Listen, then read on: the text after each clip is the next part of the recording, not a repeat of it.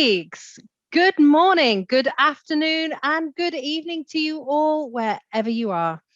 My name is Louise Baker, and I am the Managing Director of the Global Mechanism of UNCCD, and it is my great pleasure to welcome you all to this Policy and Business Forum of the Second International Agrobiodiversity Congress.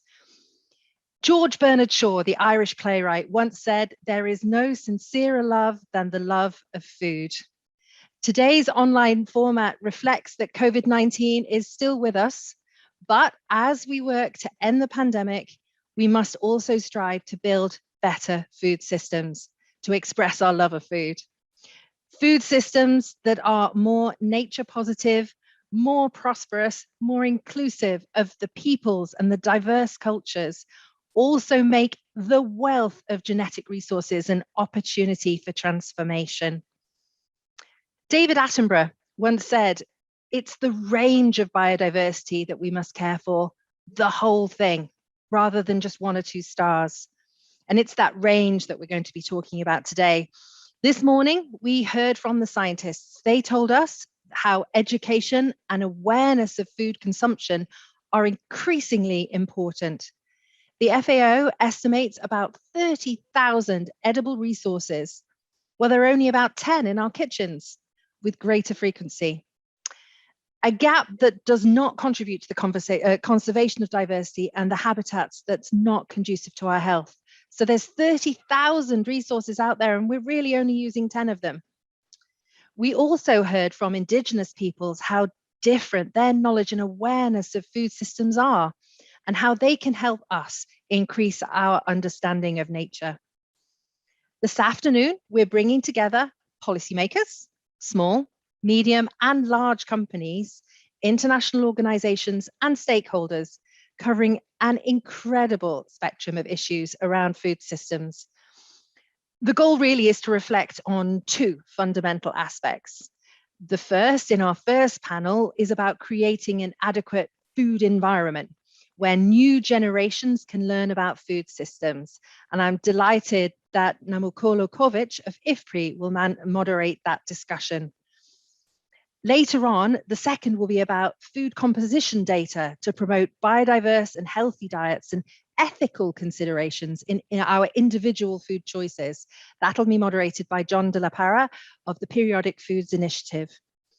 Finally, to close out the conversation, Immaculada del Pino Alvarez will help us think about what implications of the rule of law are for the practical implementation of transformations at consumption level. I am delighted to be here, and I am really looking forward to hearing all of the contributions from a fantastic spectrum of speakers this afternoon. I would like to take the opportunity to thank the incredible Congress team for putting all of this together. I wish you a fabulous discussions this afternoon. Enjoy the sessions, and I look forward to joining you at the end for a bit of a wrap up. But now I hand over to Namukolo Kovic for the next session. Namukolo, it's with you. Thank you so much. Thank you so much, Louise. Indeed, we are going to look at food environments in this session. In this round table, we will focus on shaping food environments for healthy diets.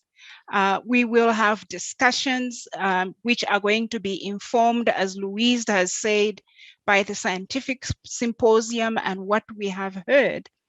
But we're really taking a slight twist now, and we are really going to look at presenting potential solutions based on what the panelists have been working with in different aspects of their work, policy, business domains, and on food systems, and also touch on the efforts that might support how we might get to the desired dietary shifts that we are looking for in promoting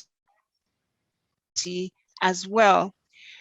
This roundtable will focus on two questions, looking at how could diverse, nutritious foods reach the layers of the population in a convenient way?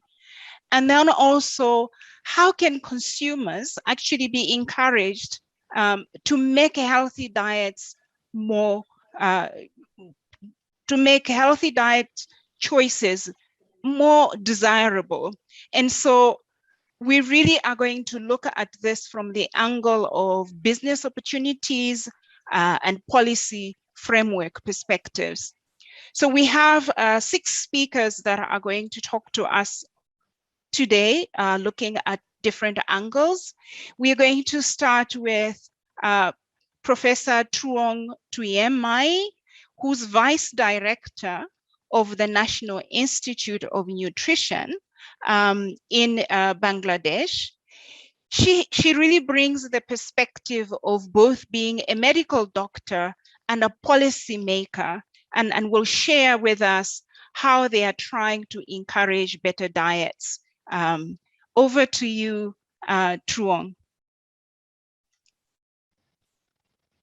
Yeah. Good morning and good afternoon, everybody. Yeah.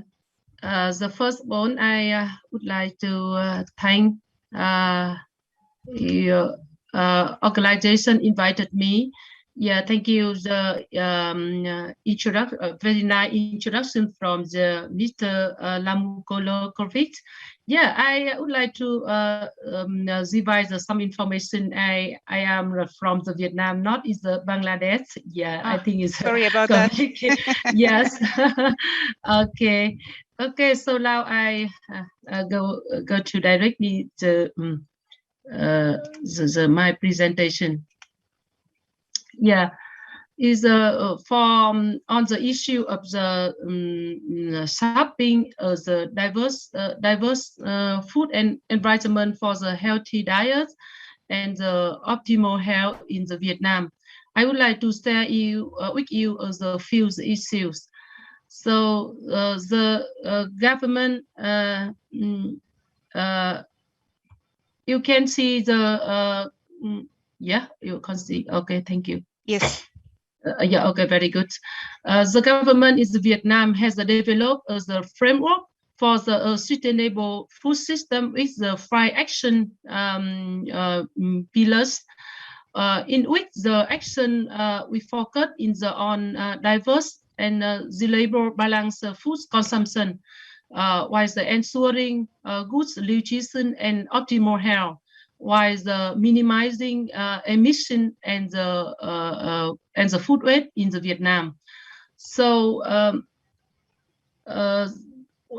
one of the priority technical activity in the Vietnam is we focus on the education and the communication on nutrition for the Vietnamese people. So in the almost more than 30 years ago, until now, so in the Vietnam government have developed the reasonable nutrition advising with the emphasize the eating variable.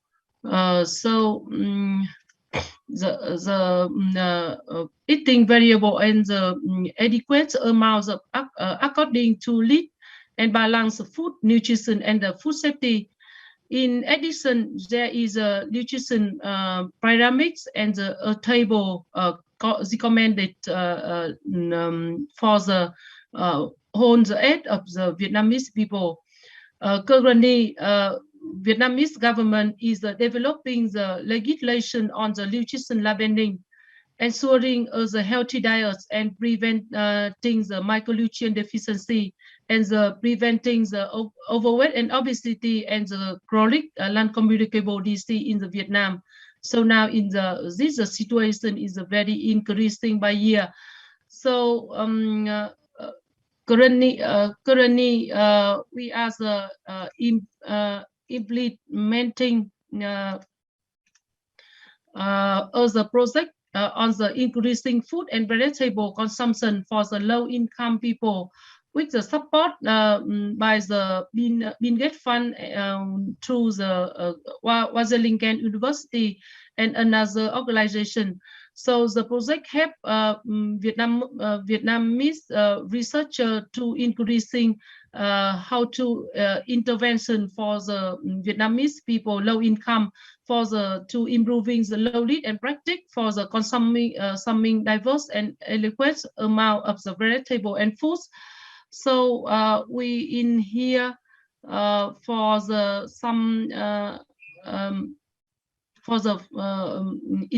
some Vietnam in the outcome on the policy and business framework for the implementing the diverse foods and the healthy diet environment in the Vietnam.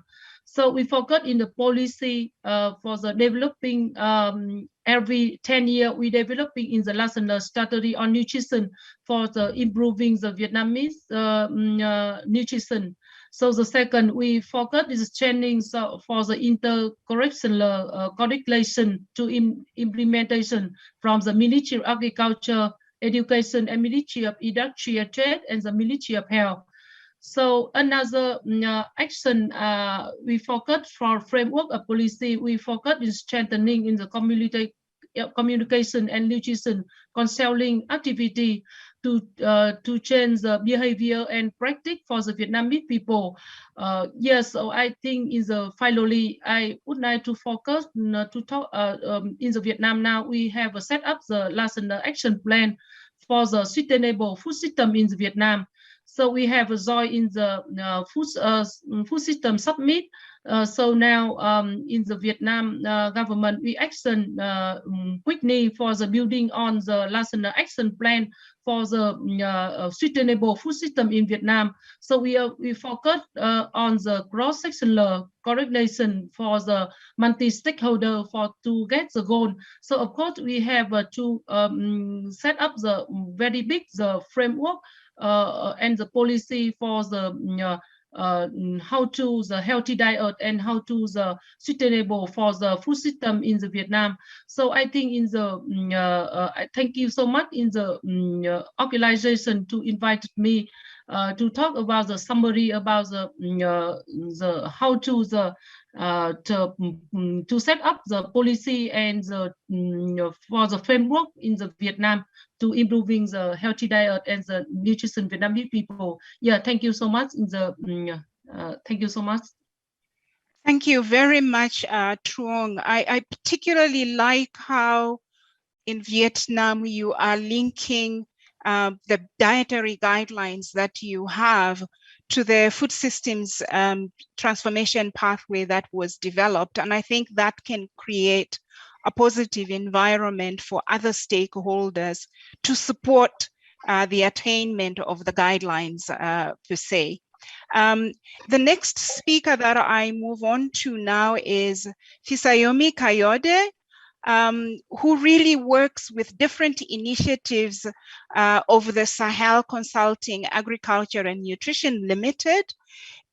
I know that Nigeria also has dietary guidelines they would like to improve, but indeed, it's interesting to see perhaps how the different initiatives that you are working on could contribute towards attainment of that. Fisayomi, over to you. Thank you so much, Namokolo. I'm going to start sharing my screen now. Start the presentation.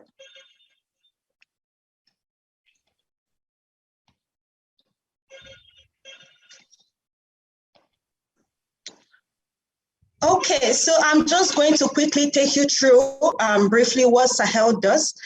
Sahel Consulting is a management consulting firm based in Nigeria, but we work across West Africa. And the primary goal is to transform the agriculture and nutrition landscape towards improving and promoting food security. Our services cuts across value chain analysis, consulting support for business owners and governance. We have policy consulting, so we work very closely with development organizations, regional and national governments to provide policy recommendations that would drive a data-based research towards improving agriculture and nutrition. We also have ecosystem solution where we identify gaps across the landscape and launch catalytic businesses and innovative programs to promote food security, diversification, and nutrition support. Finally, we have training where we provide training to agribusiness owners, entrepreneurs, stakeholders, and farmers in partnership with academic and research institutions. We have various partners, both local and globally. Now I'm going to focus on our impact on the agri-food and nutrition landscape. We have worked on various catalytic projects, but I'm going to be spotlighting today these 4 projects that speaks to biodiversity, nutrition, and health improvement. The first one is the Advancing Local Dairy Development in Nigeria program, which aims to catalyze a vibrant local dairy sector by the improvement of the livelihoods of smallholder dairy farmers through strategic partnerships with dairy processors as well as the farmers and key stakeholders, where we provide them with training on nutrition education, women empowerment, financial inclusion, and livestock productivity improvement. We also have the Federal Ministry of Agri Capacity Support Project, where we have assessed and identified technical and policy gaps in key technical areas. And we are currently providing training to the staff of this ministry through gatherings and training sessions and even study trips to developed countries outside and within Africa towards providing that strategic institutional strengthening of the federal ministry staff. We also have the Basics project, which is building an economically sustainable integrated cassava systems. This is aimed at transforming the cassava sector in both Nigeria and Tanzania, where we provide farmers with access to improved, affordable, quality seeds of different varieties of cassava so that they can have meet the demand of the local food sector and the processors.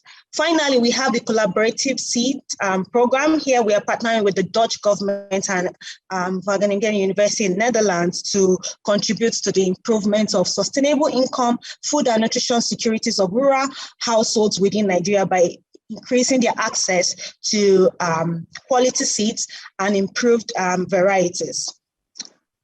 I'm going to pause here. You can contact Sahel through all the contact information displayed on your screen. Thank you.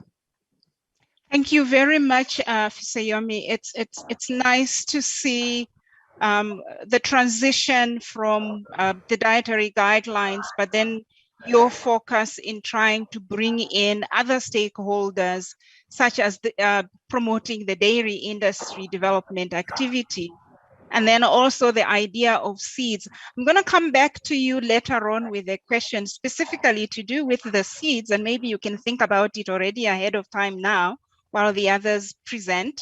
And it's the issue of how you are bringing on board private sector into addressing the issues around seed, because that has been quite a challenge in different African countries. So hold on to that question. I will come back to you on it. And then the next speaker is going to be Helianti Hilman, who is the founder and executive chairperson of Javara in Indonesia. Her work focuses on digitalizing market access for food biodiversity products and rebranding food biodiversity. She is a well-known promoter of sustaining Indonesia's food diversity heritage.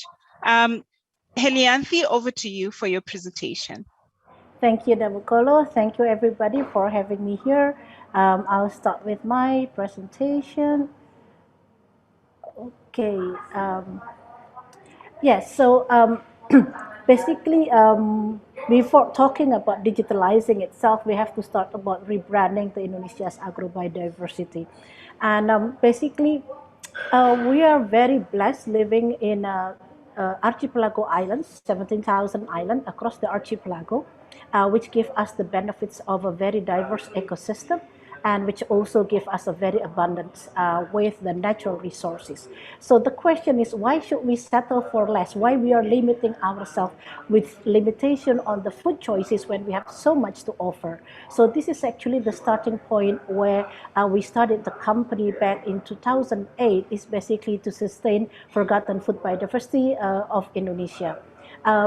Basically keeping it alive, it's not only about being romantic, but basically because it makes sense. It makes sense because it addresses the global diet challenges. It also helps the farmers, the producer, to address the climate change. And well, basically it makes sense both for the producers as well and for the consumers. So I think we have, when we started to talk about rebranding the agrobiodiversity, the food biodiversity, we have to start with what matters for the consumers. We have to be realistic. Consumers wants to have a good food. So regardless that you want to sustain the forgotten food biodiversity, if you don't deliver a good food, nobody's going to buy it. So they want something that tastes good, looks good, and add the value that they can accept. But doing good food alone is not enough for us to be able to penetrate the market. We have to stand out from the crowd. We have to be competitive. And one of our competitiveness factor is that actually our food biodiversity gives us also the attribution of good health, because what we have is actually relevant for the global diets. We have so many selection of gluten-free products, low glycemic products, vegan, vegetarian, anything you name it. Basically, we have it there. So we come with also with the health benefits.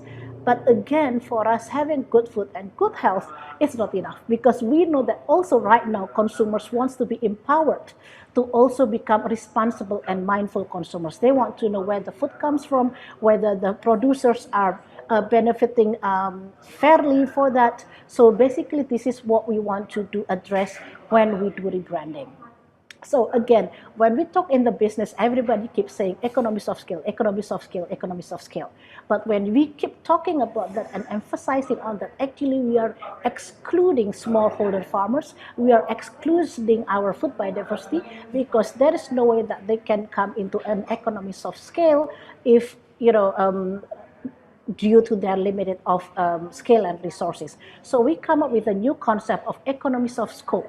Yes, we try to get efficiency in terms of our operation, but not through economies of scale, but economies of scope. So basically, this is an example of our flagship store in South Jakarta. So the agrobiodiversity farmers can easily fill up a store, basically, even with a small size of the farms, because they focus on diversity on the land plots. Basically, it makes the store looks good, basically.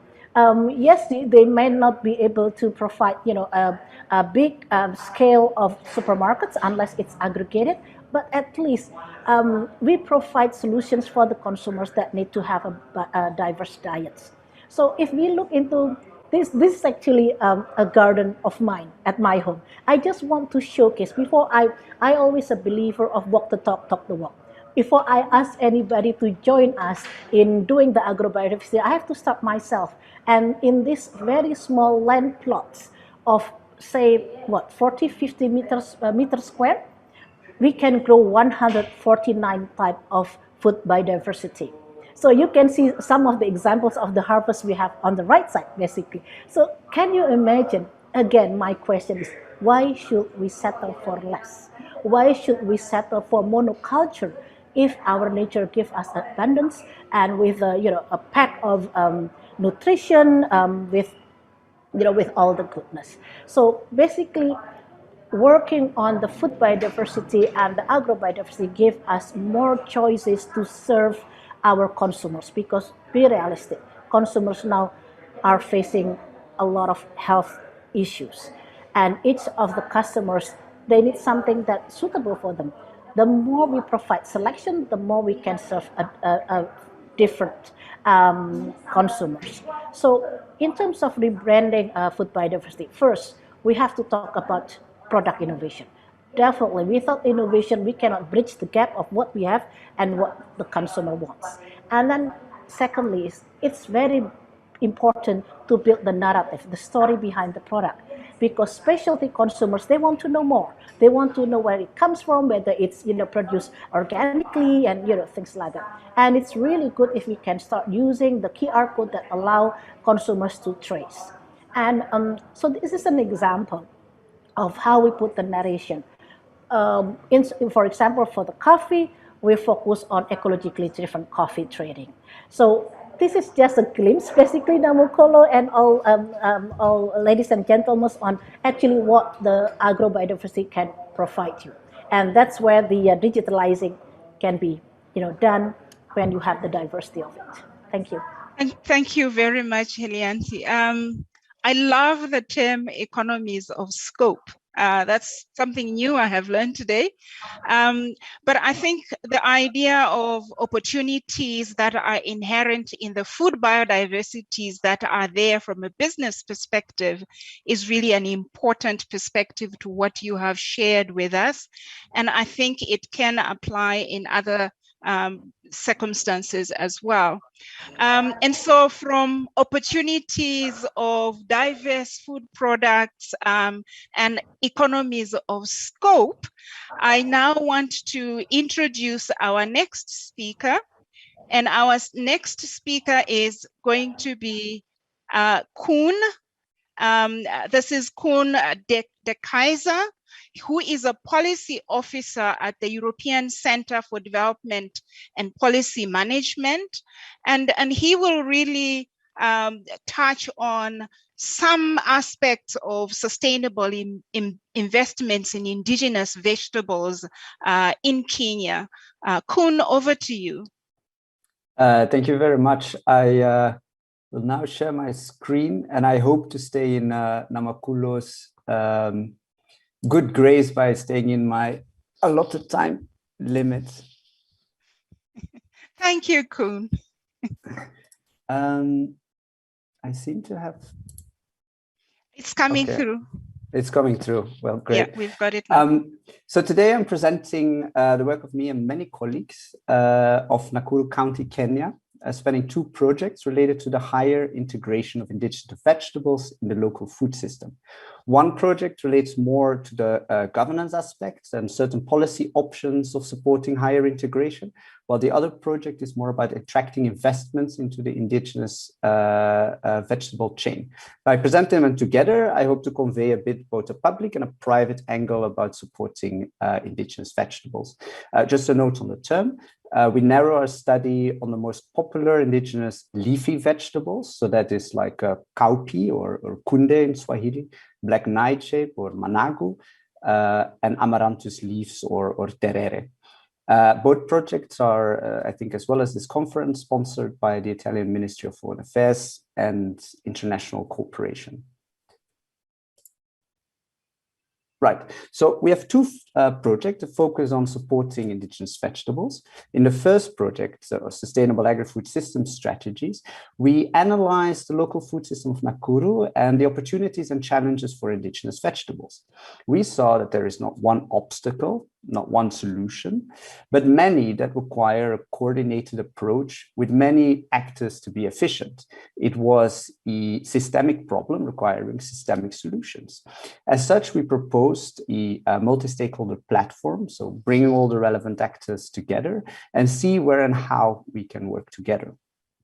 In our second project, also in Nakuru County, which is still ongoing together with the FAO, we narrowed down on the investment part of indigenous vegetables. So more private investments are needed to upgrade production systems, processing, infrastructure, and so on. But we want these investments to support the Sustainable Development Goals as much as possible. How can we, A, attract investments, and B, make sure that they are inclusive, sustainable, and support local needs? We found that, as well as in the case of Nakuru County, again, it requires coordination of a lot of actors along the chain. So here are some of the options that were proposed and discussed in a multi-stakeholder platform for more indigenous vegetables. For example, the county organized some farmer field schools where farmers were exchanging agronomic knowledge about the different indigenous vegetables, because information is quite scattered and the field extension officers do not always consider indigenous vegetables when they give information. Regarding finance, we are currently working with the government to set up a public procurement scheme to supply indigenous vegetables to the county's hospitals, especially for the malnourished patients that could benefit from the nutrient-dense foods. But as well for the farmers and the chain, having a contract with a hospital would sort of create an assured market for their products. And with that contract and that assured market, they could actually then go and talk to local credit providers or banks to secure credit that they can then invest in better production practices or more processing equipment. So the idea is that the push of public procurement could actually sort of create or attract finance to the chain that would then sort of scale up and develop itself when it targets more the private market. So what are the lessons learned from these two projects? From a governance side is that it's really a very complex, food systems are very complex. So we really need some sort of a coordinated approach. A package of interventions can increase success because it's not only the production side where changes need to be, but also distribution, processing, consumption. But working together and trying to coordinate actors can be very time consuming. It's difficult to coordinate across different scales, and you also have power inequalities that you need to be very careful for. In this case, the support of the local government is really very crucial in sustaining such a platform. Regarding the investments, we learned that there are different finance channels for different needs, from small to large, but that if you want to have business cases that really support broad sustainability, it also requires strong and integrated governance. This was very briefly those two projects, but if you want more, feel free to contact me and reach out. Thank you very much. Thank you very much, Koen. And indeed, you've picked another angle yet again of opportunities through public procurement, which is interesting in comparison to what we got earlier. I think one of the things that I want to do now just quickly is to remind our audience who are live streaming that you can ask questions in the chat and we will look at these later on. So just a reminder there, but thank you, Koen. Our next speaker is Yuhua Zong of Action for Food from Good Fund China, who is really an advocate trying to bring young people into the healthy food space and sustainability. Yuhua, over to you. Hi, thank you for having me here. It's truly an honor. Let me share my screen.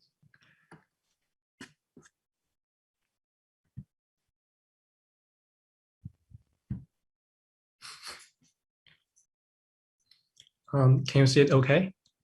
Yes, nice and visible.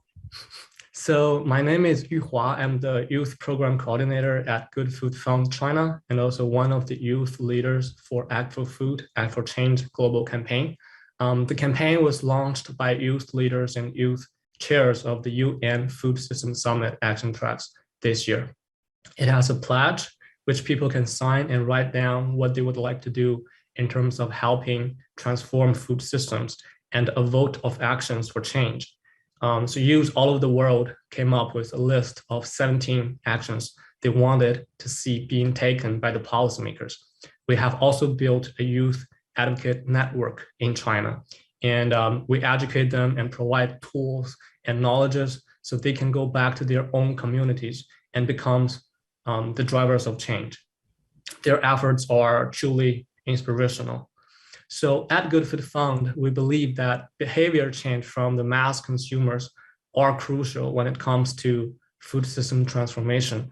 And in order to do that, we must create a fostering socio-cultural environment Based on our research and experiences, simply telling people to adopt healthy and sustainable lifestyle is not going to change anything. Information and science alone do not translate into people's everyday life at all, especially under the influence of consumerism. People would just buy whatever they desire as long as they can afford it. And they would forget about all the potential negative impacts their decision might have on their own health and the planet's health. And there are significant costs they might not be aware of. So the problems are there. The rate of diseases that related to food are getting higher. Food are being wasted. We are losing biodiversity. The list goes on and on. So all of the problems are putting huge burdens on many societies across the world. But again, this information doesn't translate into people's daily life. Very few people are taking actions. And if not many people are voicing out or taking actions, then the policymakers wouldn't necessarily change anything either. So what we're trying to do at the Good Food Fund is to educate, engage, and most importantly, empower those who have the agency to be more impactful. I'd like to talk a little bit more about two of our projects. The first one is called Mama's Kitchen, which is built as a model for community kitchens that not only provide safe, healthy, locally sourced, delicious food, but also a public space for community building and food education. And our chef partners will be the focal point at these kitchens. The end goal is that whole food and plant-based choices will become the mainstream choice for children and adults, and will be offered as the main option at the restaurants and services and food services. So the other one is called Wet Market Co-Construction. WET stands for well-being, ecological, and transformation. We're currently in the process of collaborating with city-level government departments to help rebuild their wet markets and attract more people to go back to these wet markets where food could be more fresh, diverse, plant-based, and local, and overall healthier and sustainable. And it's not food packed in box on the shelves of a grocery stores. And last, I want to share that 2 weeks ago at the Nanjing Peace Forum, which is hosted by UNESCO and the government of Nanjing, we held a roundtable discussion on youth leading sustainable food production and consumption, bringing together many youth champions in China, organizations that are willing to provide support to youth, and representatives from government departments and industries of the city of Nanjing. So together we launched the Nanjing Good Food Declaration, and the core propositions of our Good Food Declaration, including support youth in agriculture, create environment for sustainable consumption, is included in the city level Nanjing Peace Consensus. So there is a lot of hope, and I truly believe we're doing some good work, and we will continue to push forward and help shape a diverse food environment for healthy diets. Thank you. I'll stop here. Thank you very much, Yuha, for reminding us really that youth can be agents of change, and that we should not forget about educating, engaging, and indeed empowering people to do better and different. Our next speaker is Sharon Hansen. And Sharon, I must admit, when I saw Google, I thought, Google and food? What is this about? So I'm really looking forward to hearing what you are going to say. Given the amount of time we spend on Google, I hope you will help us in terms of bringing healthy food into the spectrum. Over to you, Sharon. Thanks so much, Namakolo. Can you see my screen okay? Yes. Super. Well, we really appreciate the opportunity to be here today and to share a little bit more about the food environment at Google. We're really excited to be embracing this topic of biodiversity. And I want to mention that in addition to myself, I have a colleague, Krista Essig, our Global Sustainability Manager for Compass at Google, who's in the audience. She's deeply responsible for what I'll be presenting today and will be able to help answer some of the questions via the live chat. Let me just give you a little bit of context about why we care deeply about agrobiodiversity. And many of you all know this, but at the intersection of human health and planet health, two areas that are very important to us as we build a food service operation for our own employees. We think about our environment as a living lab, and we want to help influence other workplace environments. We think about human nutrition and planet health, being able to replace monocrop commodities with crops that may be climate resilient. We think about the importance of celebrating indigenous and native foods, social investment, and culinary innovation. There are amazing chefs behind the food program at Google, and we've really invested in the space of agrobiodiversity and thinking about these individual ingredients and how they can change not only the lives of our own employees, but those that we touch throughout the entire value chain. We organize our work on the food team at Google in 5 key areas. We call them our food shots. These are our aspirational states that we want to see a future that has a transformed food system. I'm not going to go over all of them, but the work on agrobiodiversity really fits in number 2 of shifting diets. So we have a big emphasis on a more balanced plant-forward approach to our cuisine, as well as intentionally focusing on more agrobiodiverse ingredients in our menu planning and recipe development. This also fits really nicely in the space of food care, which is the way we think about who we serve and the audience that's important for us. First, it's caring for those we feed, so our Google employees, caring for those who feed us, so the Compass at Google team, all of our vendor partners, those throughout the supply chain, as well as the food system that we're part of. So we have a very holistic approach and viewpoint when we think about food service operations. Our agrobiodiversity goals are to demonstrate that a large-scale food service business can diversify its menus and supply chains to realize agrobiodiverse co-benefits. Our commitment is to increase the proportion of agrobiodiverse crops used in our food service menus to 30% by 2030. We're starting with legumes and grains, and we're very intentional about those ingredients. You might ask, where are you now? We're at about 8%, again, with the emphasis on legumes and grains, and we'll continue to grow that over time. So just quickly highlighting on our strategy, how do we create our areas of focus? First, we identify crops that are relevant for each of our regions and countries. We operate in about 65 countries globally, and we're adding new opportunities every year. We then develop menus and recipes connected to those crops that we've identified. We communicate using messaging to help educate and inspire our users, chefs, and stakeholders, and then we use procurement data to measure our progress. So a few considerations for us. We start with using the incredible resources like Reawakened and the Future 50 Foods that have come from Unilever and WWF to inform our decisions. We look for things like native and indigenous crops, the importance of deliciousness and flavors, and again, nutritional benefits. I'm a dietitian by training, so we're thinking holistically about the benefits that come from all of these crops. The ability to replace mainstream commodity crops. A similar price point, distribution availability, regional production, seasonal availability, the importance of approachable cooking techniques. Some of the ingredients are a little more challenging than others, so we swap those out and we really work closely with our chefs to make sure that we are able to feature these ingredients perfectly in the way that they're intended and again, local.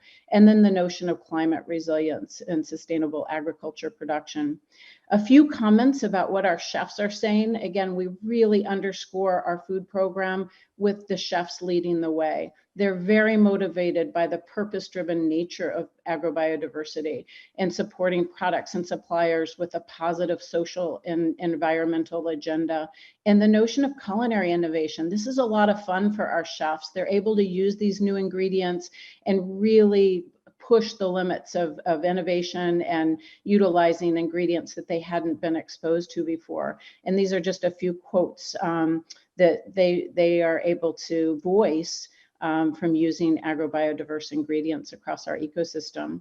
And the last slide is really just a few suggestions that actually came directly from our chefs, using lesser known and heirloom varieties of flour for bread and pastries, considering different day parts, breakfast, lunch, dinner, snacks across the day, and the blending of some of these flours. If you can't get it the full use of flour, but you can do some blends, that's a great way to start.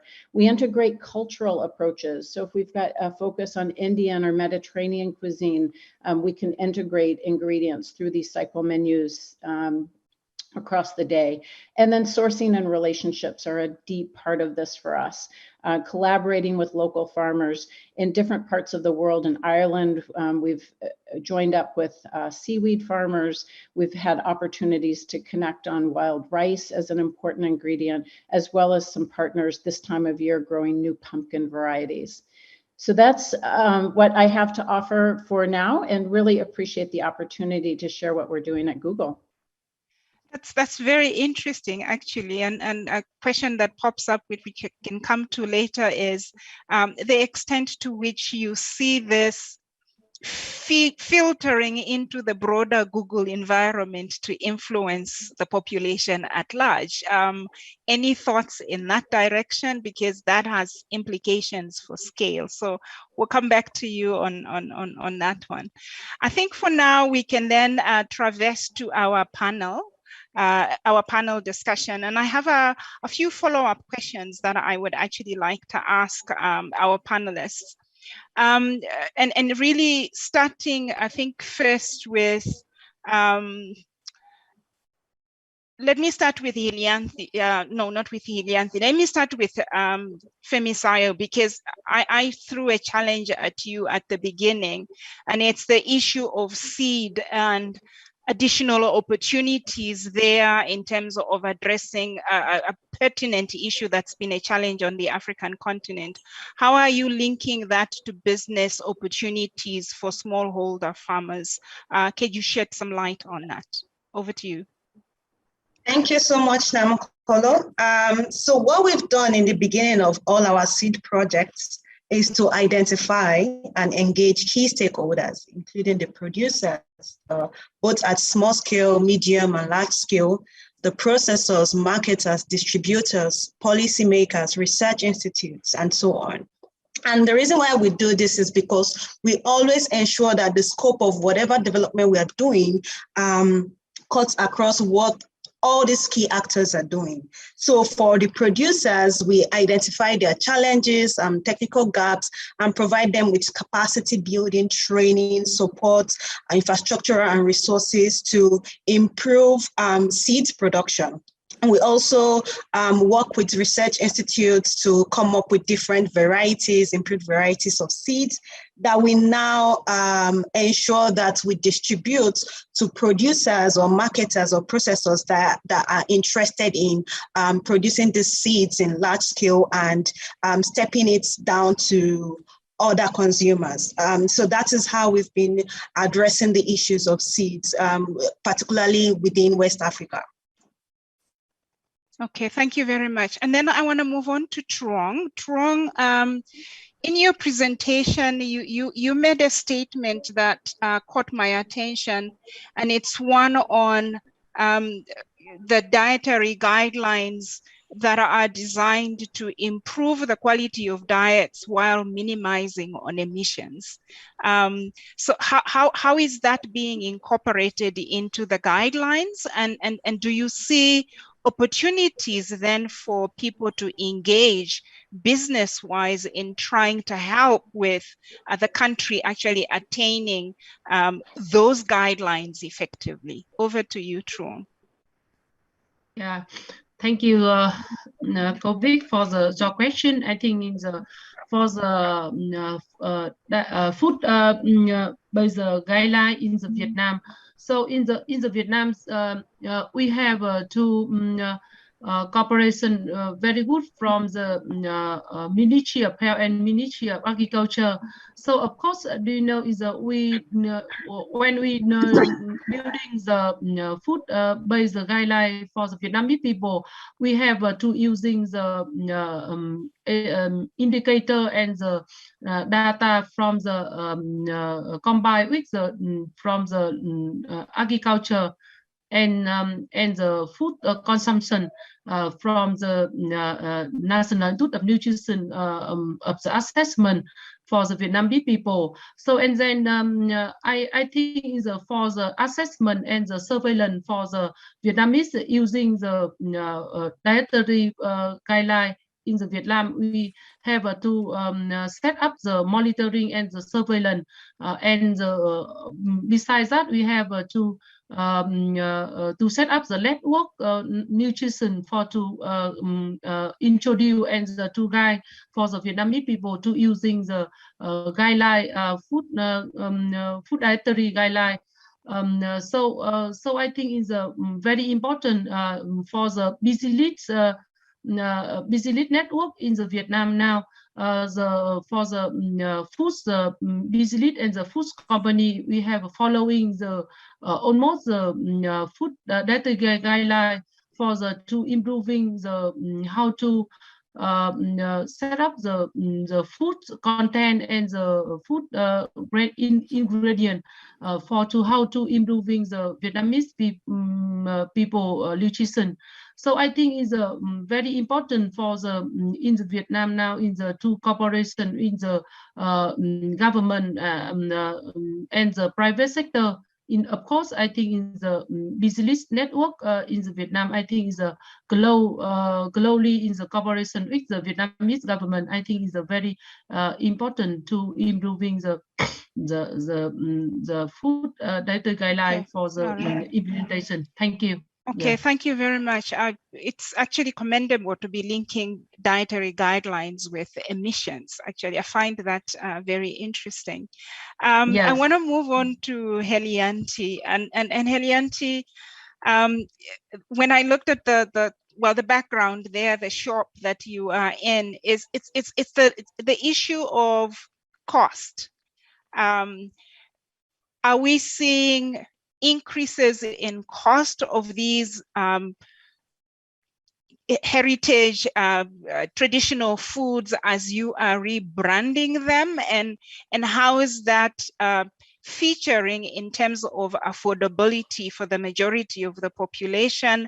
How do you mitigate to ensure the additional incomes that may now be coming do not then offset the situation and make food less affordable? The same traditional food that we want people to eat more of becoming less affordable. Are you looking at that angle of things? Over to you, Helianti. Yes, so actually we do believe that healthy food is supposed to be for everybody. So when we try to bring these heritage food products to the market, there's always an issue of chicken and egg cycle. So when we started on a very small scale, then all the transaction costs will be much more expensive because, for example, Indonesia, the logistic and infrastructure in an archipelago country like Indonesia is enormous. So that's why it's very important to do an aggregation, not by focusing on one single commodity or product, but aggregation through multiple variety of products. And this much more makes sense for the smallholder farmers when we aggregate a diverse type of products into the logistic system. So that's why actually it's interesting because we even have some products that we launched back in 2012. By now, the price is already 50% lower, much lower, 50% compared to the first time we launched. Yes, it takes some time before the market can pick up, and there is a, there is a growing pain that we have to go through. So that's why always in the beginning, we focus on a premium market, but along the way, we started to move to a more once it becomes more affordable, then we can serve into the wider market. But we have to start somewhere. Okay, thank you very much. And that takes me very nicely to Kun. In terms of your projects in Kenya and other places promoting indigenous vegetables. I'm a lover of those indigenous vegetables, by the way. But the question that I want to ask you is, on the African continent, there's a lot of efforts right now through school feeding programs to try and bring indigenous vegetables on board and promote their potential production through government procurements, through the school feeding programs.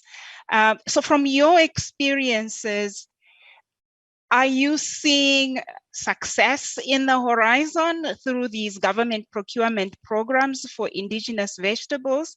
And I say that because a lot of them are still being obtained from the wild. How do you see developments beyond just the procurement, but the sustainability of providing the supply over the long term? Over to you, Kun. Thank you, Namakulo, for that question. We actually wanted to include as well schools in Nakuru County, and they were part of the discussion about public procurement. But they actually have, a lot of them have fields where they kind of grow vegetables themselves. And I see that as a great addition and awareness raising of sort of traditional diets or diverse diets and so on. But mostly, I think, from an information and education point of view, the vegetables are, and that's also something we saw. The food systems at many levels of scales are very geared towards being highly efficient in a select few crops and even vegetables, a select few vegetables, and so is the processing unit. So if you want to deviate from that, you need to almost start for yourself, finding out a lot of the things by trial and error, because the knowledge is not there or the processing capabilities are not there and so on. So from an education point of view, I think it's very useful to and from a nutrition point of view as well, to start or to have a school feeding program that includes that. But there are sort of a few challenges related to that as well. So multiple opportunities. Dietary guidelines can do their bit to promote products development. Helianti has shown us government procurement, and then and then of course Fisayami is going to deal with the seed part of the issues and make sure we have seeds. Siobhan, so I want to come back to you now with the question that I asked earlier. I mean, it looks like multiple opportunities here, and in your food service units, it sounds like you're trying to pull those pieces together, produce wonderful food that people will love. So question is, any plans to use the might of Google to do more? I think it was Yuhua that said to us that just the fact that the food is good for you doesn't mean people are actually going to go eat it. And so how do you use the might of Google to help us here? Over to you. Thank you so much for the question, Namakulo, and it's an important one for us. I think there are a few things that we're doing. We have an ecosystem where people love to learn. So our Google community, over 150,000 employees, are and can be ambassadors for this work. We have teaching kitchens and places and spaces to educate across our food service offerings and our food spaces where people experience not only the ingredients that we've talked about, the agrobiodiversity showing up in the menus and recipes, but these actual food experiences. So I think across our community, we have partners that we work with all across the supply chain. So if we think about procurement and engagement with procurement partners and our vendor partners that help our food service operations come to life each and every day. And then I think when I think about the partnerships that we have externally, we've got a lot of accelerator type programs. We have a huge commitment to food loss and waste. a big commitment to nutrition. We work with the Global Alliance for Improved Nutrition through these relationships, through partnerships. And I hearken back to SDG 17, Partnership for the Goals. We really believe that partnerships can help to make a lot of these things happen as it relates to food system transformation. So I think starting with our own employees, we want to get this right. We want to use our environment as a living lab, and again, work to be a lighthouse for the rest of the world. With other tech companies, with other workplace organizations, we believe we can start to make a difference. I do believe it might actually be helpful because of the attention that it is likely to get just by the virtue of the size of Google. We have a question in from the audience, which I think is really relevant to Yuhua. Yuhua, the audience member says, what could be some innovative ideas to get on board local government in appreciating the importance of agrobiodiversity, conservation, and indigenous food from an action standpoint where you are operating? What would you say? That's a really good question. Thank you, Namkulo. In terms of innovative ideas, we are still exploring because in China, the whole environment is a little bit different. To give you a bit of the cultural context, because China is still a developing country, so in a sense, developing means developing from agriculture towards other industries like finance, like heavy industries. So people are kind of moving away from agriculture, from the food systems. So to really answer that question, I think my focus would still be on the youth. As youth, there are a lot of social pressures from their families, from the society, from their peers, and agriculture, so food system, especially agriculture, is probably one of the least, if not the least attractive area for them to go into. So if we don't have enough youth to be injected into the systems, then in the future, we won't, like what we're doing right now is not going to be sustainable. So I would say the innovative ideas would be, it's not really innovative, but it's so basic and it's so true, is to have more diverse values in the society so that people don't only consider more glamorous industries as their career choices. So almost like a follow-up question just on that note is the issue of, so are there actually practical ways you think we could encourage involvement of youth in healthy food business? Because it's not so much business, but the healthy part, but the fact that they don't even like agriculture and food systems to start with. Are there some practical things that you've been discussing in your Action for Food group that could actually promote youth being interested in healthy food businesses? Yeah, so one of the things would be hosting more training camps or events, like big events that are interesting, that are attractive to young people, so they come and they understand and they learn about agriculture. I think that is really the starting point for them to get engaged and get involved. And on those training camps, we can teach them the beauty of agriculture, the beauty of healthy food, and to really provide them a pathway, because all youth need is platform and a pathway to become who they want to become. And all we need to do is provide those platforms. And to provide those platforms, we need resources, we need fund from government, from international organizations. So one thing we're doing is to cooperating with organizations like IFAD. So they invest in smallholder agricultures in rural areas. So that is something we are exploring. And also, like we did with the roundtable discussion with the 19 cities governments, is to really finding all the potential partnerships. So one of them would be the entrepreneurship hub.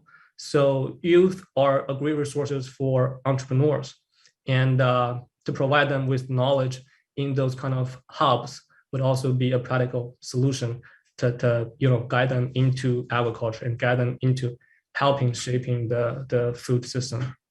Okay, thank you very much. Kun, over to you. Here, first a comment from the audience saying some vegetables, oh, my chat has just moved. A comment first saying that some vegetables become healthier once they have been blanched, dried, and soaked, cooked, and all that. At the same time, there are initiatives ongoing in Nairobi to put washed and cut vegetables on the market.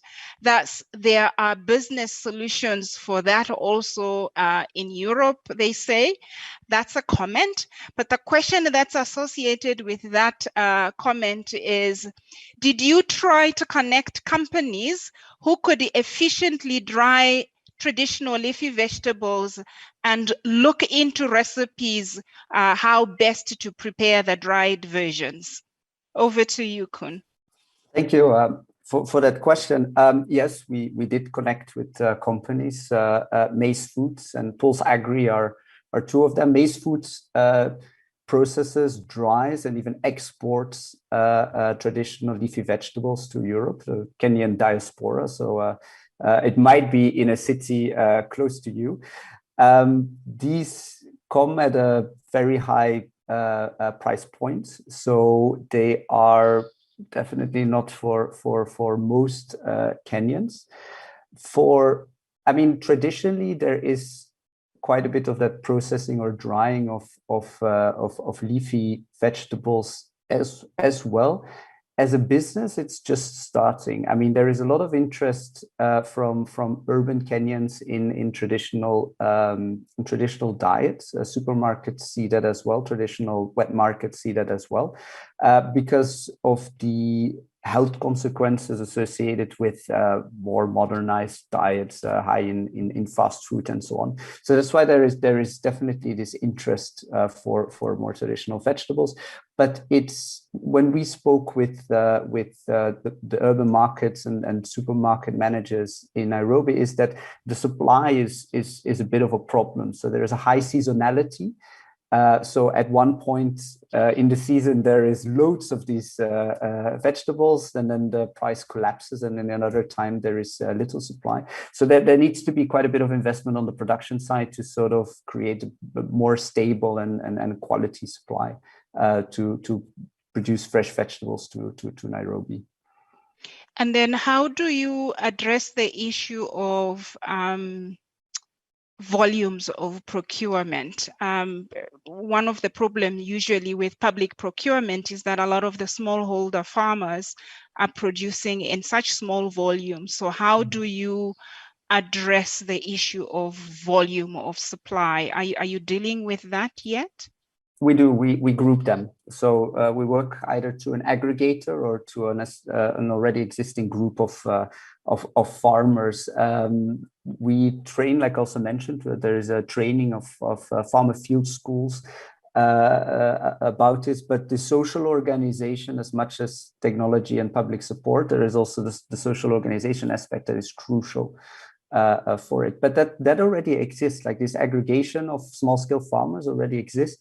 It just, there is not yet such a structure for or it depends on the county, but there's not that much of a structure for indigenous vegetables. But the informal food system already aggregates from small scale farmers a lot. And Fisayomi, I see you have added something in the chat box. So since you're on the panel, I'm going to give you a chance to say, to give the comment that you put in the chat. Over to you. Thank you so much, Namukula. I was reacting to the question around encouraging youth in food and agri-businesses. And basically at Sahel, we started this initiative about 5 years ago called the Sahel Scholars Program, where we partner with tertiary institutions and agri and food colleges to organize annual conferences for students and youth to expose them to the opportunities in the sector and to encourage them to take on these businesses. We further engage outstanding students in scholarships, mentorships, and internship programs where they can come on to our company or some of our partner companies, processors, producers, to learn more based on their interest in any field of food, nutrition, or agriculture, about what is happening outside the four walls of their schools. And this has really encouraged youth to take on food businesses. And Truong, to you now, with the guidelines, what would be your recommendation if we are to incorporate traditional foods into dietary guidelines? What's the big thing that is missing that we need to do to encourage that? Over to you. Yeah. Yes, of course, do you know is to talk about the traditional foods in the Vietnam. I think in the in the Vietnam means foods vegetable. I think is a very very variable and the famous. So I think in the food dietary guideline we have to focus in the Vietnamese people is should to eat for the diversify. So that means is including in the to using the traditional foods in the Vietnam. So I think is very important. Of course, I think now in the Vietnam nutrition section and the agriculture section we have to continue to focus, to study and to apply the traditional food to the for the traditional medicine and the traditional food for the improving the diversity of the food in Vietnam. Yeah, thank you. Thank you very much. And Helianthi, you have the unique space now because you're talking about products that are actually getting into the shops and what have you. The economies of scope. So I mean, the comment that you make now in the chat, the issue of seeing is believing. You are already in the business of promoting business in rebranding traditional biodiversity. So what would be your advice in the seeing and believing in terms of what must we do? What must we do to get youth actually interested in businesses in healthy food so that we can create a pipeline of activities where supply, now there is demand and the suppliers can actually get on board, and then Google, of course, will help us advertise. Over to you, Helianthi. Yes. How would you get to do this seeing is believing? So I think not only youth, government also, they also need seeing and believing. Because first, when we started, nobody take notice on what we do. But once they see that we export to 30 countries, working with over 15,000 farmers and food artisans, and have over 981 products, which 230 is already certified. I think we've lost Helianthi. Can you check if you might have muted yourself inadvertently? Okay, looks like we've lost her. The question is, I'm gonna go to Shavana. I'm gonna give you the last word, and the last word because I really want you to. Hello. I want you to dream, and indicate to us in the vision that you are looking at, starting with Google's food service. How do you see that in the most ideal world actually impacting on issues around climate change through the choices of food that we make? And what do you think tech companies like yours could do to help us on that trajectory? Over to you. Thank you so much. I just believe we have an amazing platform, and to have a company like Google be so committed in this space to dream and think in a very large way about the difference we can make. And starting with our own operation, we have to start with ourselves and ensure that we're creating an ecosystem and a process by which we can support and encourage each other. I believe deeply in these partnerships that help us to learn and ensure that we manifest this. And I would say just always keep in mind the food. We must involve chefs to ensure that these foods can come to life in a delicious and meaningful way that respects the indigenous nature of many of these ingredients, but that can help to transform these dishes into beautiful foods that we can all share and be inspired by. Okay, thank you very much. I think moving towards, in wrapping up now, I just want to remind us, we set out saying the discussions that we are going to have will actually look at addressing the following three questions. Two questions, sorry. How can diverse, nutritious foods reach all layers of the population in a convenient way? We have seen products being produced. We have from Helianthi, we have seen from the agriculture side, those that are in production can look at seed and bring on board a broader diversity of some of these products. We've heard from Kuhn in terms of paying attention to African indigenous vegetables and traditional vegetables and embedding those in procurement. And if that also includes school feeding, that's yet another layer that we can actually meet.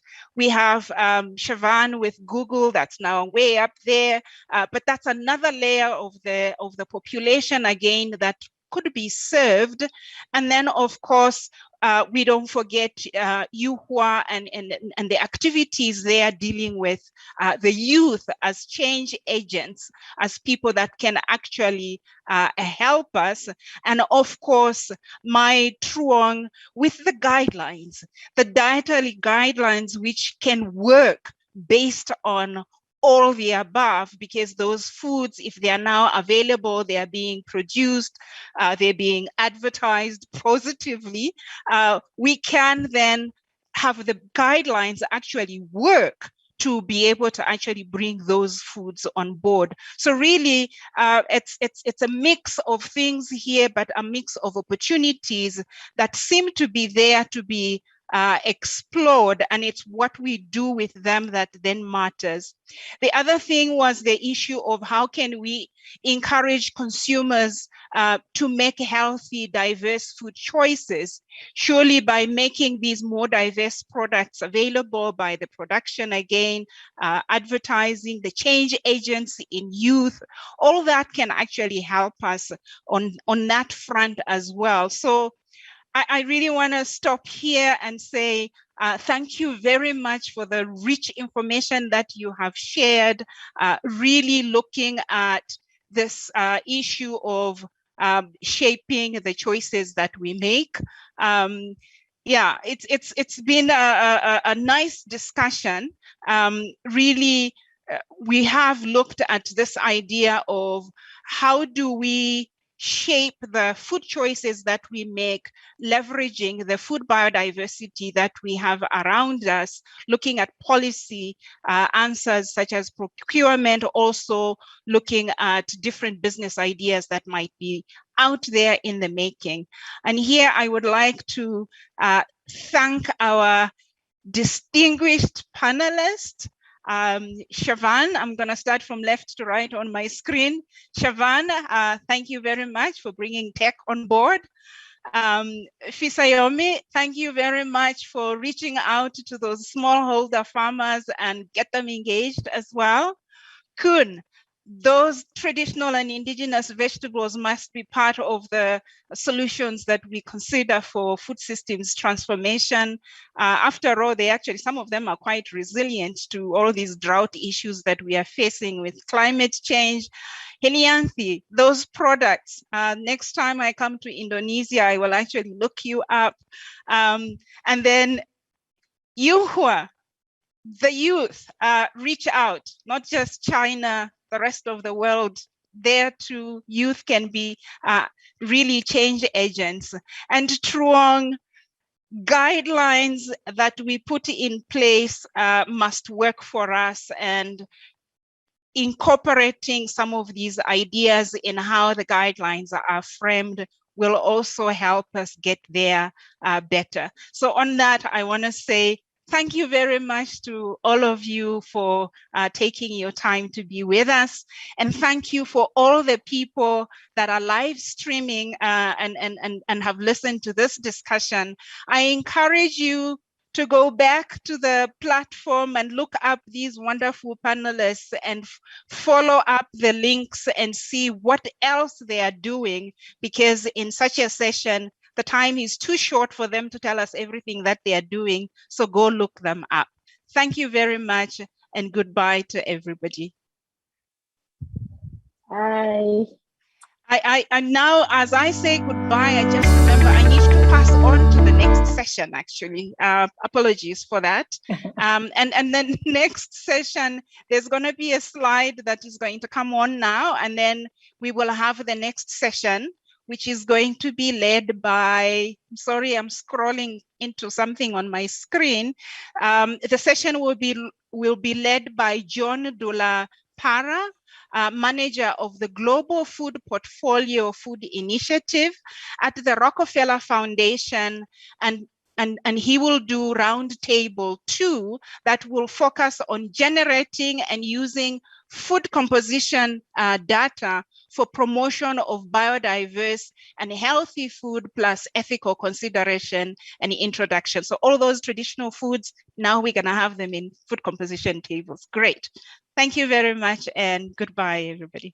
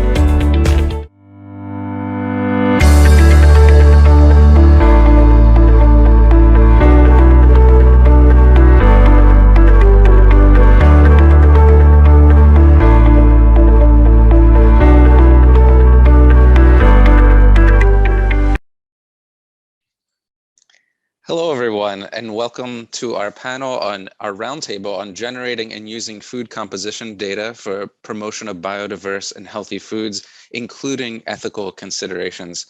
I'm moderating this roundtable today. My name is Dr. John Della Parra. I am manager of the global food portfolio at the Rockefeller Foundation.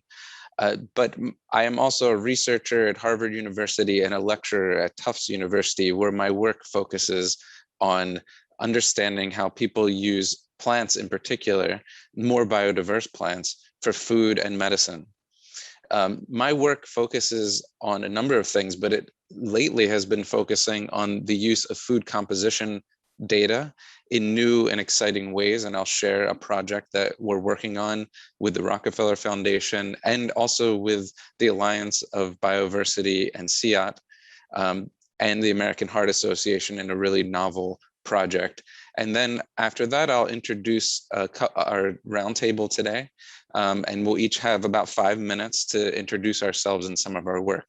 So I first want to start by introducing a project to you all that I think exhibits where the possibilities are with understanding food composition data and biodiversity, and it combines them in a really interesting way. It's called the Periodic Table of Food Initiative. I'm going to share my screen now. So the Periodic Table of Food Initiative is a project that really takes on the idea that we really are only looking at about 150 of food's biochemical components, but there are actually tens of thousands of biochemical components in food. So we really want to be able to explore all of those in a standardized way and in a way that creates data that's cross-compatible. This really relies on recent advances that we've seen in mass spectrometry and data science, and allows us to go even further to unlock the potential of food, which then translates. So very importantly, we're looking at how that information will translate into increasing biodiversity and nutrition goals around the world and impacts on health. What it's looking at is the development of low-cost kits, methods, and cloud-based analytical tools that are broadly accessible because of low cost and capacity development efforts that we're undergoing now, to look at all different types of omics, including the metabolome, the lipidome, the glycome, proteome, and other omics categories, to expand into what has been called the dark matter of nutrition. So these 150 commonly tested chemical components will be expanded by the Periodic Table of Food Initiative and go further into the dark matter over time as the project expands. What the project really relies on is the development of high impact, low cost mass spectrometry, which will then build this complex set of data that will be a food biomolecule database that isn't just the identities and quantities of chemistry of biodiverse foods, but also the metadata associated with those foods that tell us things about the soil quality, the harvest time, the storage conditions, the processing methods that will all be tied to these chemistries. And we've undergone a project initially to select about 2,000 foods that we consider inspiring foods from all around the world. These foods include indigenous foods. They include foods from all continents, nominated by some of the top institutions in the world and some of the top scholars that are ethnobotanists, nutritionists, and other researchers in health and nutrition. And we have that list now, and we'll be publishing it in the coming months. The demonstration projects that we're building around this project are going to exhibit some of the greatest impacts that we expect to see through nutrition science, and we'll be funding those projects as well. So of course, biodiversity takes a central stage in this as we look at those biodiverse foods that we're first going to start looking at. But there are many other projects that we will begin funding that look at, for instance, stunting, what the effects of processing are, and of course, environmental impacts through climate sustainability. So this is a rough project timeline. We expect a formal project launch in the spring of 2022. And over the next 3 years or so, we'll be standing up that database for sharing with the world and also democratizing the technology so laboratories around the world can use it. So I just want to take a minute to kind of explore that, really what we think is an exciting project that and if this is something that you're interested in, we would love for you to go to foodperiodictable.org, where you can find out more. We have an RFP. It technically just closed, but we're open to accepting additional submissions for centers of excellence in the Global South. The project is headed by the Secretariat, which is the Alliance of Biodiversity and SEAT, in coordination with the American Heart Association. And we have already stood up a couple centers of excellence, including one at Wageningen, one at UC Davis. And now the next 5 centers of excellence or so, we are explicitly targeting the Global South. So we've received already 20 amazing applications from the Global South for those centers of excellence. And we hope that if this is something that you're interested in, that you might also be a part of. Well, thank you so much. So that's a little project we're looking at. I would like to pass it now to Isabel Lopez, who will talk about her background and her project as well.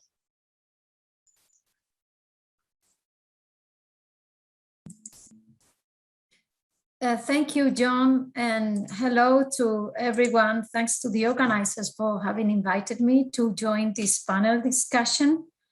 My name is Isabel Lopez Noriega, and I work as policy specialist for the Alliance of Biodiversity and SEAT. Together with my colleague Michael Hellewood, I co-coordinate the policy module under the CGIAR Jimbalang platform. And as co-coordinators of this module, we deal a lot with policies related to the acquisition, management, transfer of genetic resources, particularly plant genetic resources for food and agriculture, and also with the sharing of benefits arising from their use. In addition to this work under the GenBank, the CGIAR GenBank platform, I am involved, I coordinate projects that have to do with the use, management, and integration of agricultural biodiversity in public policies. I have been invited to talk about food composition databases and how policies come in as policymakers come in as potential users of food composition databases, and the influence that food composition tables and databases can have on public policies. So food composition databases or tables are basic instruments that decision makers have to inform national policies on agriculture, on health, on food. But unfortunately, food composition tables are far from complete, particularly in developing countries. They do not include many of the foods people eat. In fact, the construction of food lists is very much influenced by multiple factors such as food culture, what food means for people, environmental changes, dietary transition, and social context. All these influences what is included in food databases and their completeness. The tables, food composition tables, often include measures for raw food only, and also a small amount of nutrients of components. And the last limitation I would like to mention is that even for the most common foods, data are incomplete, they are outdated, or sometimes they are unreliable. So one of the measures that can help raise the profile of food composition tables in decision-making processes will be to improve the content of these tables and these databases. As I have said, the first limitation I have pointed out too is that food composition databases do not include many of the foods people eat. Across the globe, the biggest information gaps in national food composition tables are always in the wide variety of wild and semi-domesticated edible plants consumed by local and indigenous peoples. This limitation generates and contributes to maintain a vicious cycle. First, the lack of data about these foods lead to misinformed policies which prioritize public investments in plant and animal species that are highly consumed countrywide. And then this has the unintended consequence to further marginalize edible species that are collected, bred, and cultivated only in limited territories, in local territories. And as a result, these species continue to be understudied. They continue to be lacking in national food composition tables, and their actual and potential contribution to diet diversification and improvement remains unknown. A number of international and national initiatives are helping to address information gaps and stop this vicious cycle. The International Network of Food Data Systems in Foods, maintained by FAO, has played a major role in collecting and making available food composition tables that include traditional and local foods, including minor crops, edible wild grasses, and fruits collected from the wild. I'm happy that we will have with us today Ruth Dier, who can tell us about InFoods a little bit more and the work that it has been doing to fill some of these gaps. And in addition, more and more projects demonstrate that generating complete and reliable nutrient information of local foods requires engagement with local people and with local communities. Only by applying a community-based approach, food composition analysis can capture the recipes and the ingredients of local and indigenous communities. This huge diversity they manage for their food. While including local and indigenous foods in food composition databases has therefore the potential to change the policy environment in favor of these local foods, it can also expose this to a wide range of users and generate situations in which some users have better capacities to exploit new nutrients found in these foods that are not commonly documented. This can generate situations of inequitable exploitation of species and recipes that have been maintained by local peoples over generations and that are an important part of their culture and their identity. We all know cases in which food companies have commercialized with great success new ingredients, foods, and beverages that have been found on indigenous crops and plants collected from southern countries. In most of these cases, the communities of origin of these foods have received little compensation for their original contribution. At least as far as I know, no food composition database has yet put in place mechanisms seeking to ensure that part of the benefits that are obtained from the use of data are shared back with the local and indigenous communities that have traditionally eaten and cultivated and maintained foods that can now be found in the databases. Some food composition databases do require users to pay a fee, but these databases do not share part of these funds back with the original food providers. Entities in charge of food composition databases could then explore benefit sharing options to ensure that local and indigenous communities benefit from the publication of new nutrient data, particularly when those data come from the foods that they traditionally consume and produce. Isabel, thank you. We are working on under the periodic table of foods initiative that John has just mentioned. Non-monetary benefits may be more important than monetary ones in this regard. These non-monetary benefits can take many forms, for example, capacity building and awareness raising for local communities around the nutritional value of some of their local foods. Also support for the development of market chains for local products, restoration of nutritious local species that have been lost in the local environment, together with relevant agronomic practices for the continuous cultivation and production. Isabel, I'm so sorry to interject. We will have to move on to the next speaker, but amazing points. And I think you've really highlighted some of the things that are missing and some of the ways we can address them. And we'll absolutely get to all of those points when we get to the facilitated discussion. So thank you so much. And I apologize for having to interject. I was done. So that's perfect timing. Thank you, great. John. Thank you. Thank you so much. And we're going to move to Sarah Alberg, who will introduce herself now. Thank you. Thank you, thank you. Hello. So my name is Dr. Sara Alberi. I've worked in Kenya, where I'm based right now, for over 10 years with food research and food safety aspects in development. And a few years back, I went to private sector to create a change I see which is needed. And with my company, we are focusing on plant-based innovations. And I'm talking here from this combined perspective of having the research background and now being in a private sector.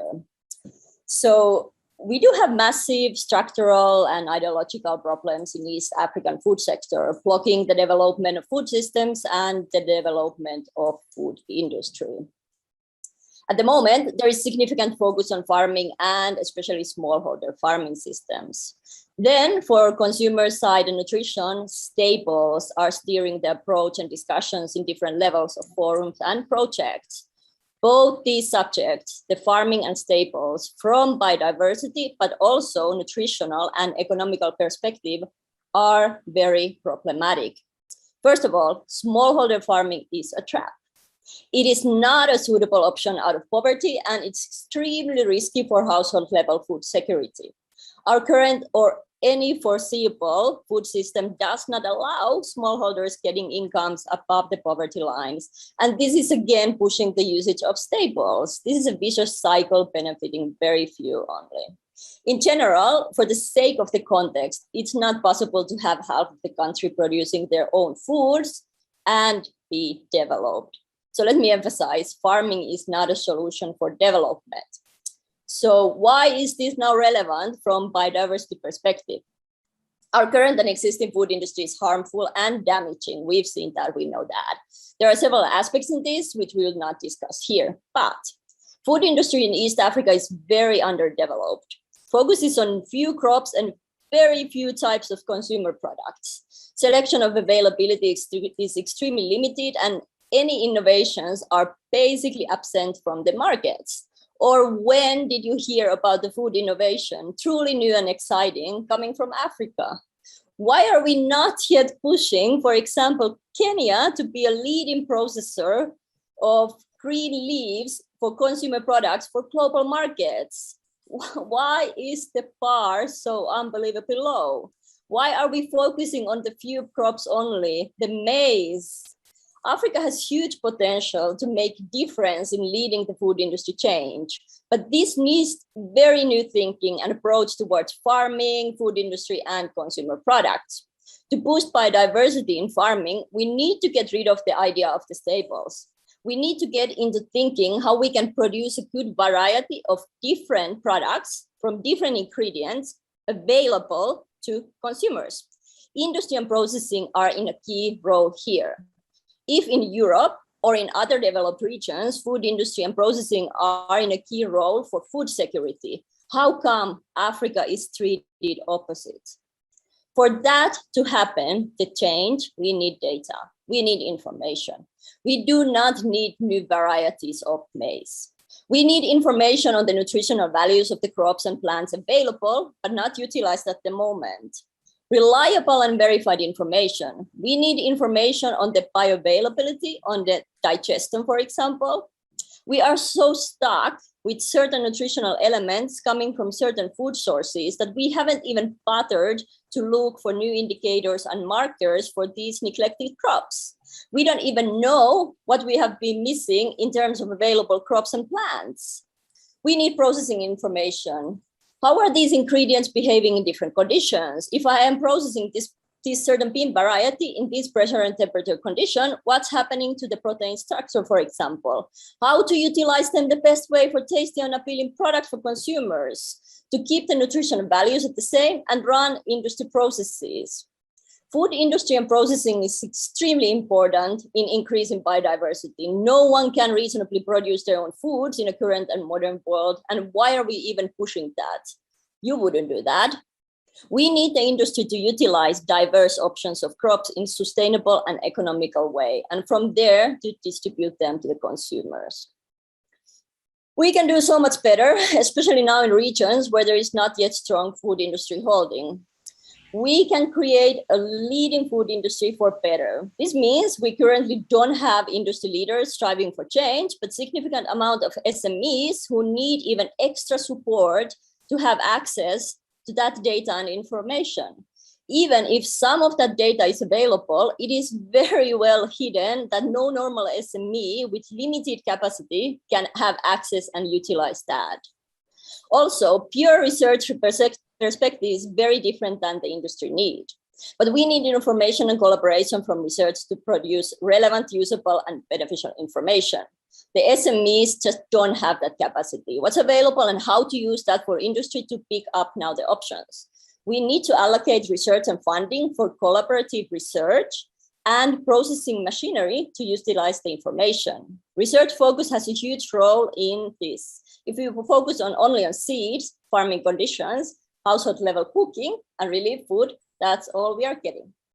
And I'm done. Thank you. Well, thank you so much, Sarah, for speaking so clearly and passionately about a subject that you have obviously thought so deeply about, and we really appreciate that.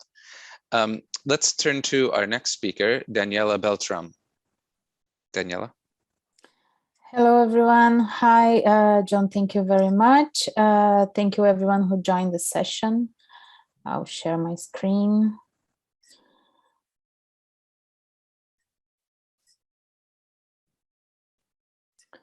I'm Daniella. I was the national coordinator in Brazil for the Biodiversity for Food and Nutrition project, coordinated globally by Biodiversity International with support from UN Environment and FAO.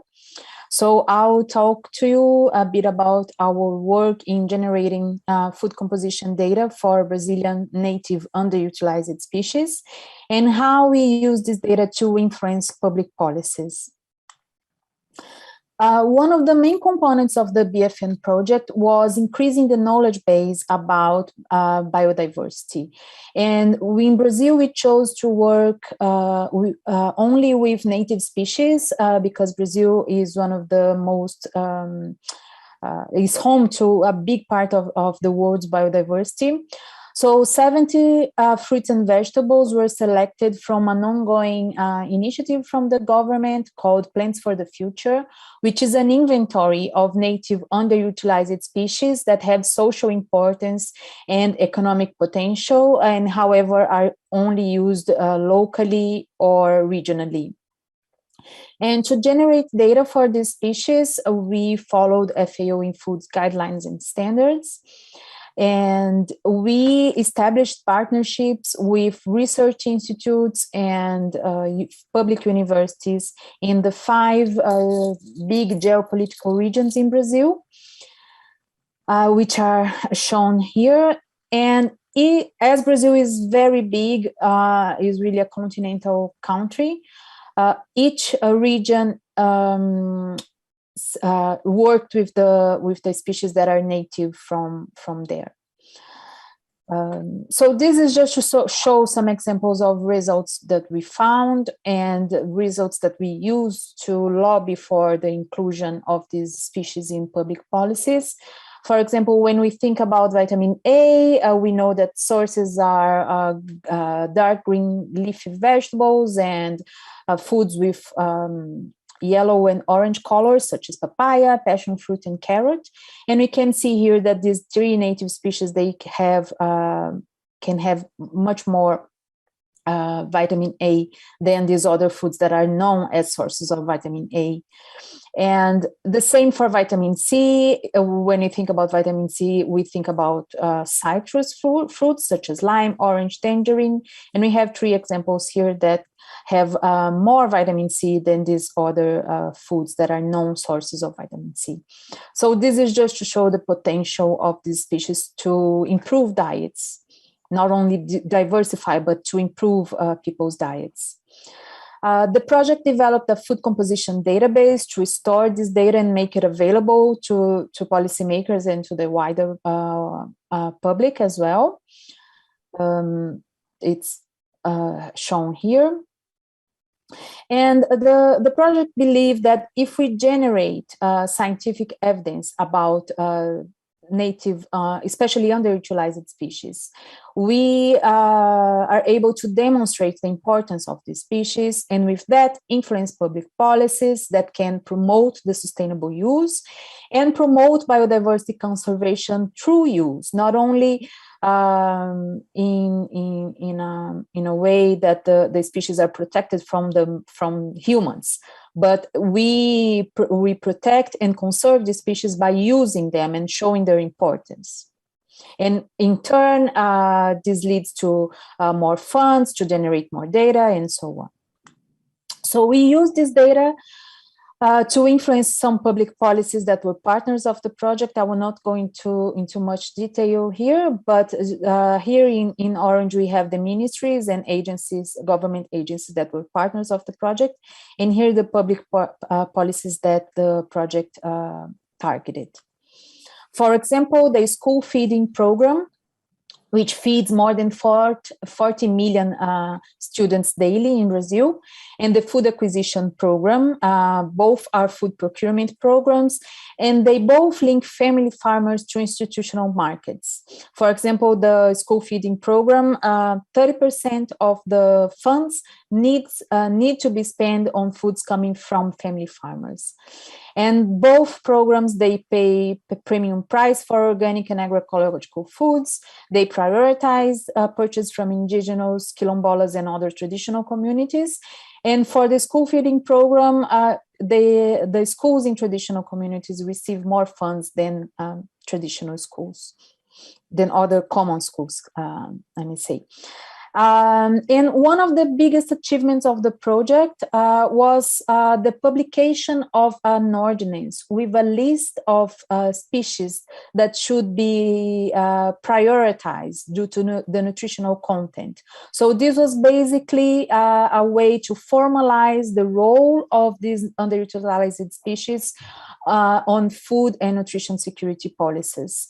And this was the first ordinance to define and support nutritionally important native species. This was a demand we had from the partners, because they said, okay, we need to prioritize native species, but which are them? Which species are we working with? We had the list, of course, from the project, but this was not an official list from the government. So with this ordinance that was published in 2016 and updated in 2018 and just now in July 2021, we have an official list to guide public policies, food procurement, to help to monitor the purchases, and also to offer more opportunity for smallholder producers. One example of how this ordinance is being used is through the quality index developed by the school feeding program to assess the quality of the diets from schools. And one of the aspects that add more points to the menu is the presence of foods from the biodiversity list. We have many challenges to generate and use food composition data of indigenous and neglected species. I will mention some of them here. One is the lack of adequate funds and structure, both physical structures such as laboratories and equipments, and also human resources for generating this data. People who know how to work with food composition and know how to interpret this data as well. And with this, we have the quality aspects that need to be taken in consideration. Quality of the data and quality of the analysis. And sample collection was also a bit difficult. These foods, they are not commonly found in markets. Most of them are found in the wild, and they are seasonal foods. So it's the sample collection needs to be done in a very systematic way, and should be very well planned. And these also have to have a relationship with the quality of the data as well. because if we can't properly collect and store this food, the quality of the composition data will not be as high as it can be. And last is making the data available and accessible for policymakers in the wider public. So in the project, we developed a database that is maintained by the government, for example, but this was a big challenge to be able to develop this database. And now that the project has finished, how we can maintain and continue to support this database and make this database known to the wider public and to policymakers as well. Great. Thank you very much. Thank you so much, Daniela, for such an inspiring story of how hard work and determination can really make a difference. This was just a beautiful story. So thank you so much. We'll now move on to Ruth Sharon Dier. I'll pass it to you now to introduce yourself. Yes, thank you so much for inviting me. And I have been working for the last 25 years on food composition, out of which more than 10 years I was in-foods coordinator at FAO. I would like to make a little presentation on food composition, and the question that I would like to answer with you is, are food composition data on biodiverse food needed? And the reply is really, it depends. It depends on how do we want to feed the world.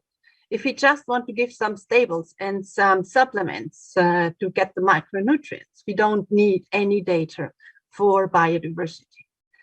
On the other hand, if you would like people to eat a diverse diet, yes, we need to have this data.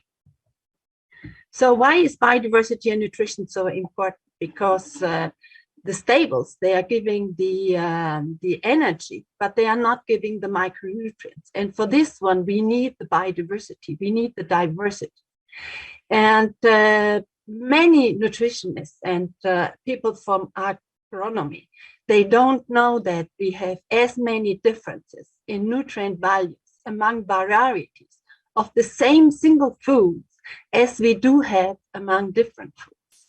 So therefore, one of the Zambian delegates said at the conference, agricultural biodiversity is a matter of life and death for us. We cannot separate agro-biodiversity from food security. So, and why is this? Just some data. We know that most of the macronutrients, they vary, but much less than the micronutrients. And especially the vitamins vary hugely among the different varieties. So we can see that the range is quite big. We can see here, for example, for vitamin A, a big ranges. So therefore, I would like to concentrate on vitamin A. So if we eat banana, about 100 grams a day, of the Cavendish or the Eton Lab, which is this one, the yellow, orange, dark one, we can have of our vitamin A RDI either almost nothing as intake, or we have a very inadequate intake of more than 200 grams.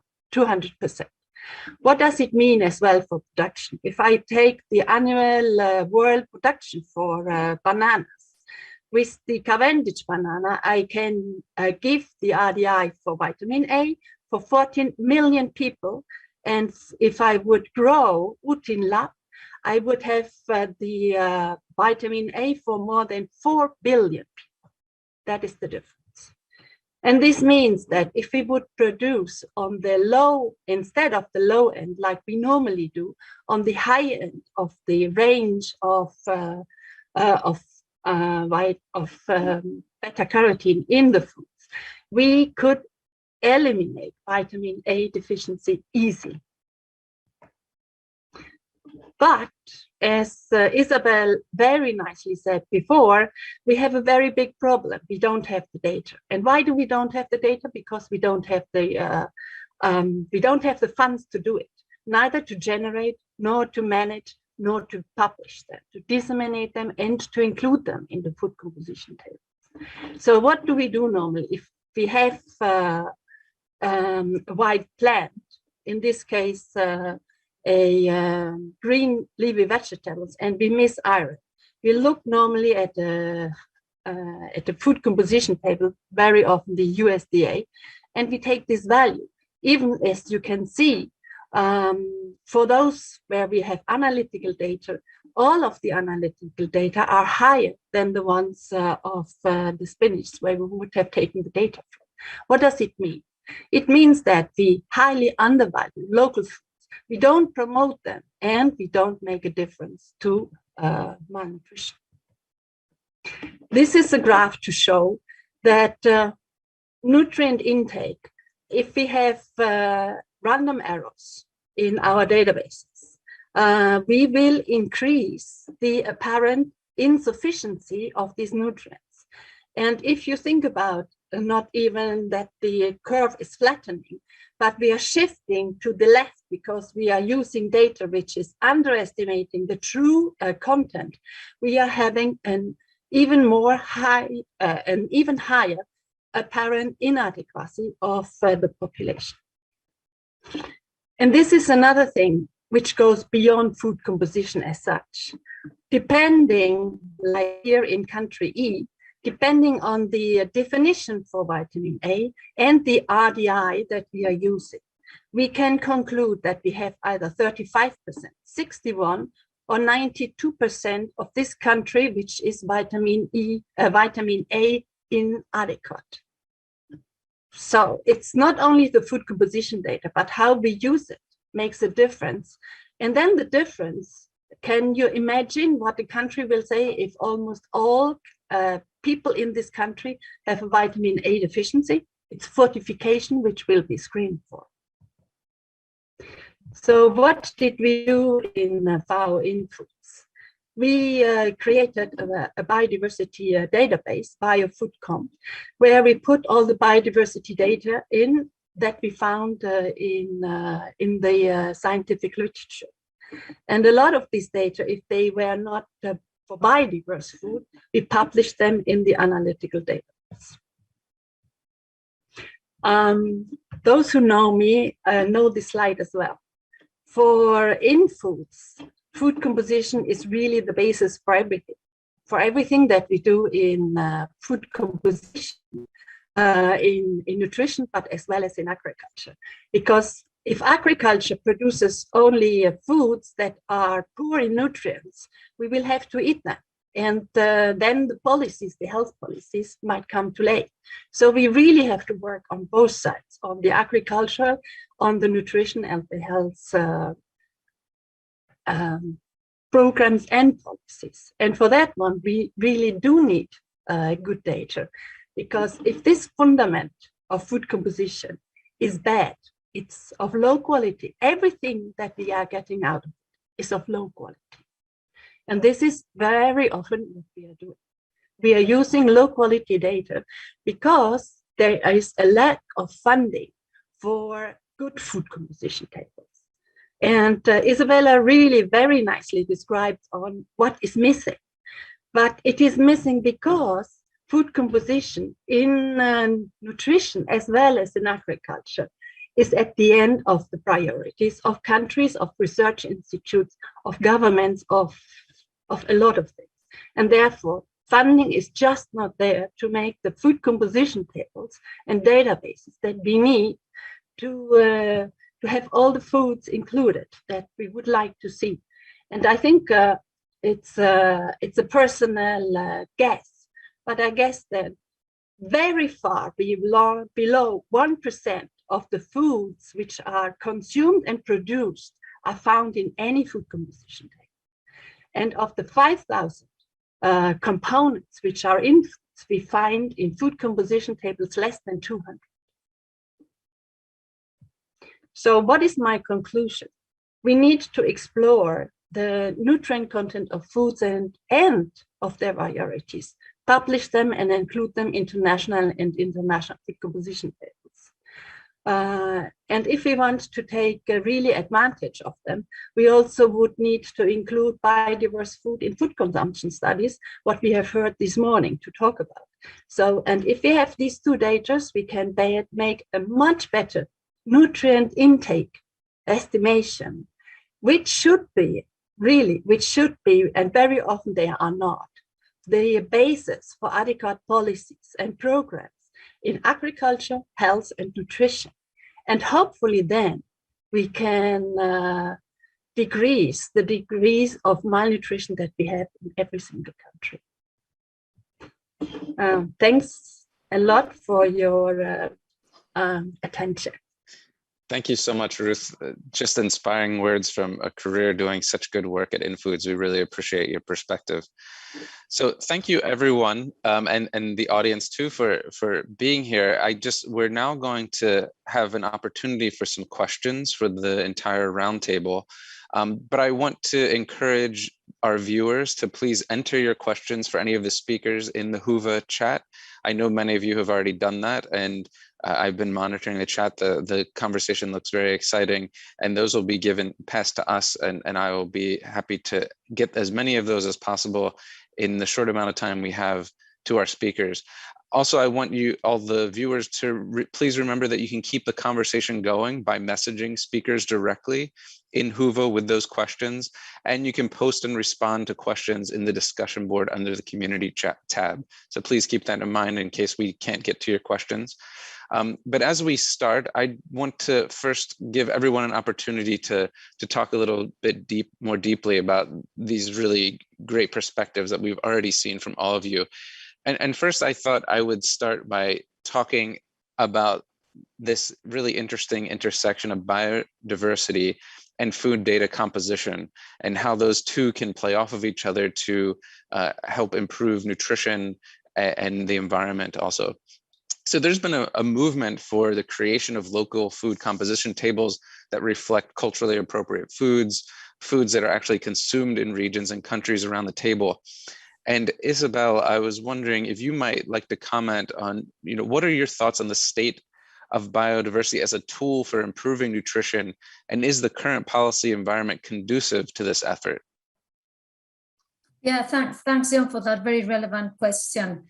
Well, I think that the policy environment could be much more conducive to the conservation and use and promotion of biodiversity to improve nutrition. As I think all the speakers in this panel have said, public policies tend to prioritize only staple foods that represent a very small portion of the species that are produced and consumed by people. When we talk about public policies that are not conducive, which ones are those, for example? Because we tend to speak about public policies in general, but just to give you some concrete examples. Innovation programs that favor research projects focusing on common cereals and widely consumed vegetables. Agricultural and food subsidies that support cereal production and consumption. Export policies, import policies that become barriers for the commercialization of local species and products. Public procurement programs that deal with food acquisition and food supply, and that give very, very little priority to diversity, to biodiversity. So these are very concrete examples of public policies that don't have to deal with biodiversity conservation as such, but which have a very, very strong impact on the extent to which biodiversity is integrated in food, agriculture, health, markets, and so on. So no, clearly a much more conducive policy environment could be put in place all across the wide range of policies that governments need to take care of, not only environment and agriculture, but including health, including markets, including food systems, and so on. Yeah. Great, thanks, Isabel. Do you have any examples of countries that have done some of this successfully? Maybe a story, or are there countries, regions that are ripe for this type of work? Oh, for example, in the case of public procurement programs, which is an area in which public policies have can have a very strong influence of what people, what kind of foods are produced, what kind of foods are consumed by people. There are more and more international, national entities that provide incentives and also recommendations on how to go green public procurement in the field of food production and food supply. And some of these recommendations put the accent on biodiversity, on promoting edible species that not commonly found in nationwide diets, but that take or make use of more localized diets and recover some of the traditional species, nutritious ones that are not usually found in food public procurement programs. So that's just one example. And I know that UNDP, UNEP have been working in this direction and are publishing very nice guides in this regard. Great, thank you so much for that additional information. Sarah, we'll turn to you. I was wondering, with your business perspective and the perspective that you articulated in your introduction, if you could provide some of that perspective on the key opportunities and barriers to using these local indigenous foods and the data that's related to them. So definitely, so we can start with a bit of problems. So when getting these indigenous crops and plants and food, the food value chain, we don't have the information of those. So we are lacking a lot of nutritional information. What do we put in the label? How do we take into consideration the seasonality, etc.? How do we know what's going on? How do we know how to process the crops? How do we know what to do? What's the optimum for these ones? So such basic information. So let's say if we have wheat, which has 60 plus years of information, and we have nothing, so we just going blind with the processes. But then also need to mention the quality varies a lot. Every single batch is different all the time. Something new, depends on the region, depends on the group who is doing that, where is it coming from, which variety it is. So there's a lot of challenges in that. But then, on the other hand, we are in a position where we can create something new, which provides a lot of interesting aspects. We can create something unknown and something which is never discovered before. So we do have the opportunity to create something new, which is truly exciting. Great. So is that, that's the business perspective, which is really important. I wonder if you have any thoughts on how this business benefit can benefit local producers of nutrient-rich, biodiverse foods. So when there is a healthy, sustainable food industry, which can create new products to the consumers who are willing actually to pay for those and are willing to adapt and take them in their daily consumption, that means now that the food industry is capable and willing to buy these ingredients, which now gives a lot of it adverses the risk for the farmers to also adapt and develop their farming systems and their systems. So all the parts are there needed. So you need to have good products, you need to have innovative, new thinking industry, and then from there you can now support the farmers from that perspective. Wonderful, thanks. Well, so maybe we'll turn to Daniella, who articulated a very clear vision and some real work that's been done on the ground in Brazil. And we see that Brazil is quite successful in promoting food biodiversity in various policies and programs.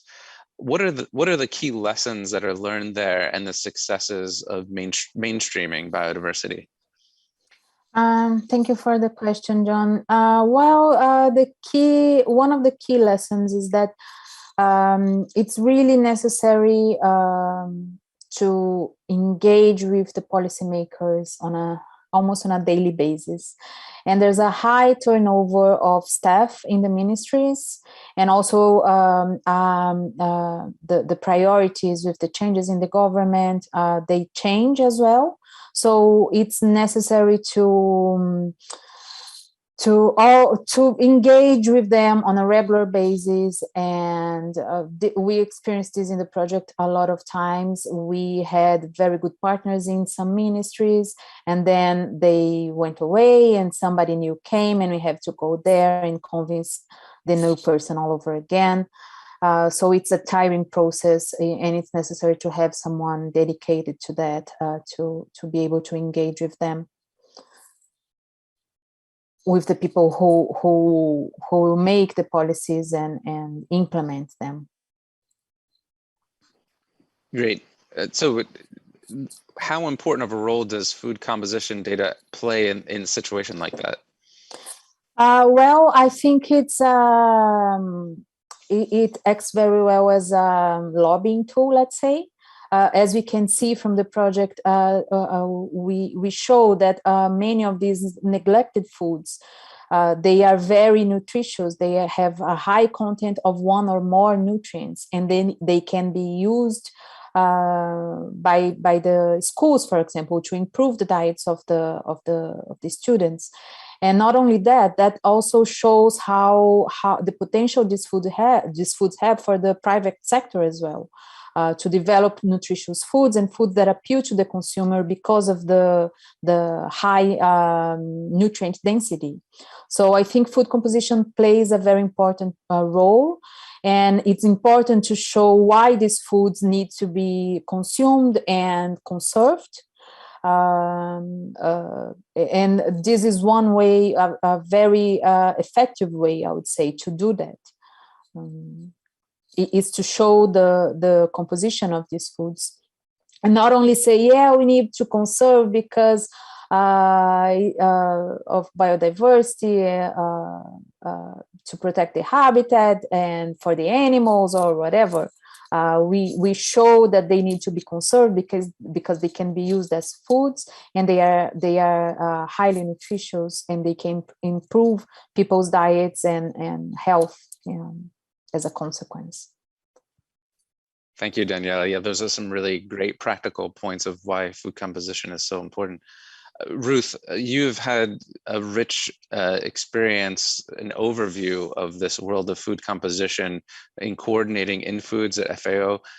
Could you tell us, for you, what are some of the key lessons that you've learned, and maybe some suggestions for stronger uptake of food composition data in both policy and programs? Well, there are a lot of things that I could share, and I probably will concentrate only on a very few things.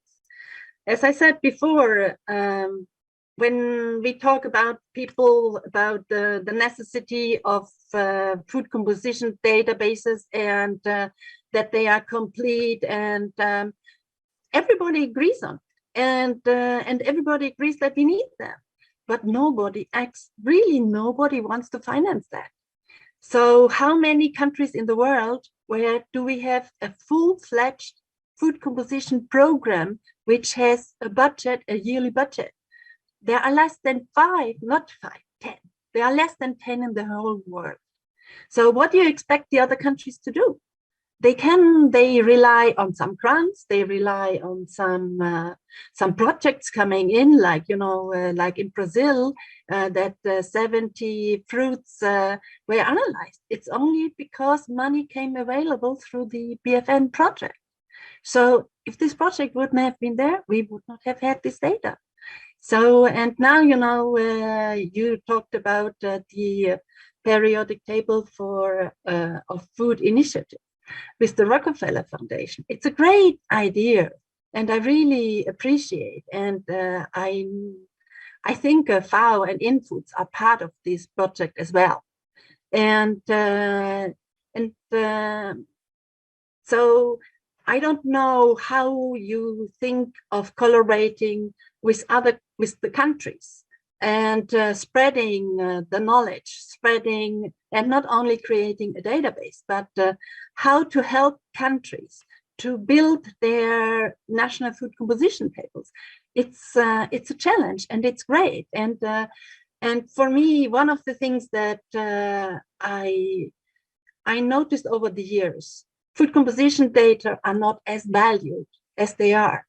And when I talk about people in universities, they don't consider it as science. And therefore, I think one of my first suggestions is food composition should be part of the curricula of nutrition.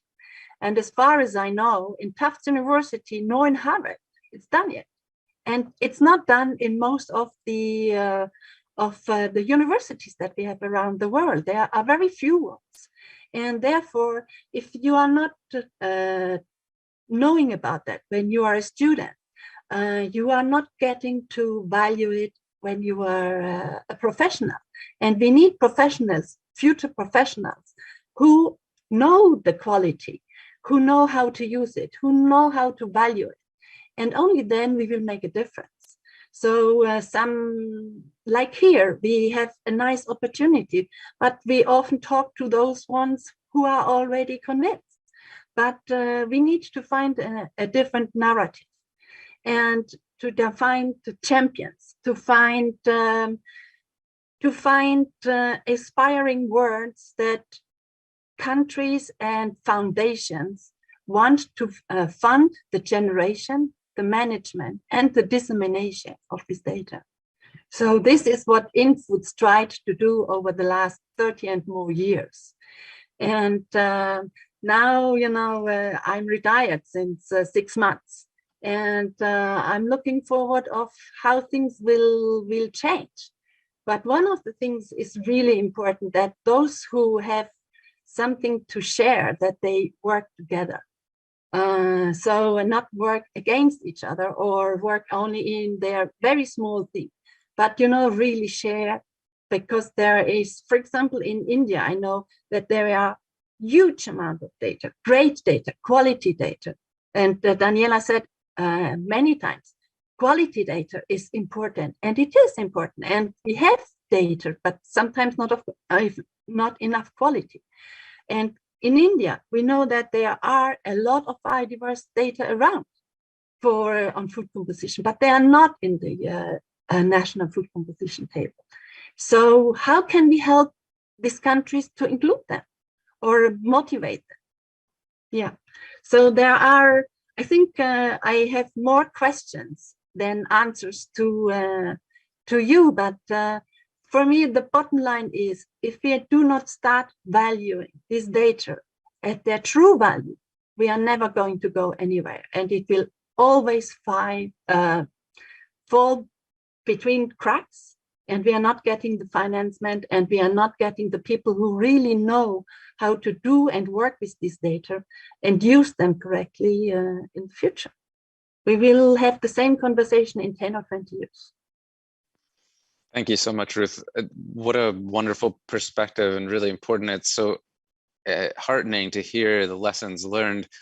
First off, I'll say, you know, we welcome you to collaborate with the Periodic Table of Food Initiative. I think in many ways, we're seeking to address many of the gaps that you've articulated that include capacity development in countries, elevating this knowledge so that it is important and prioritized by nutrition as policymakers, and also the medical doctors in that community, right, where we see that many of them are not trained in nutrition, and they have very little to no training in nutrition, and therefore we see the devaluing of nutritional composition at the least, but also just food as supporting good health at the worst. So yeah, I think that what you said really resonates, and I hope, yes, we don't have this conversation in another 10 or 20 years, but that we have something that's filling the gap. Perhaps it's the Periodic Table of Food Initiative, but in collaboration with so many groups that are already doing great work, all brought in together to address some of these gaps. So I think quickly we'll go to each speaker again, and I just want to know what your thoughts are what should be, you know, in order, so in 10 or 20 years, we're not having the exact same conversation, Freudian slip. We'll start with Isabel.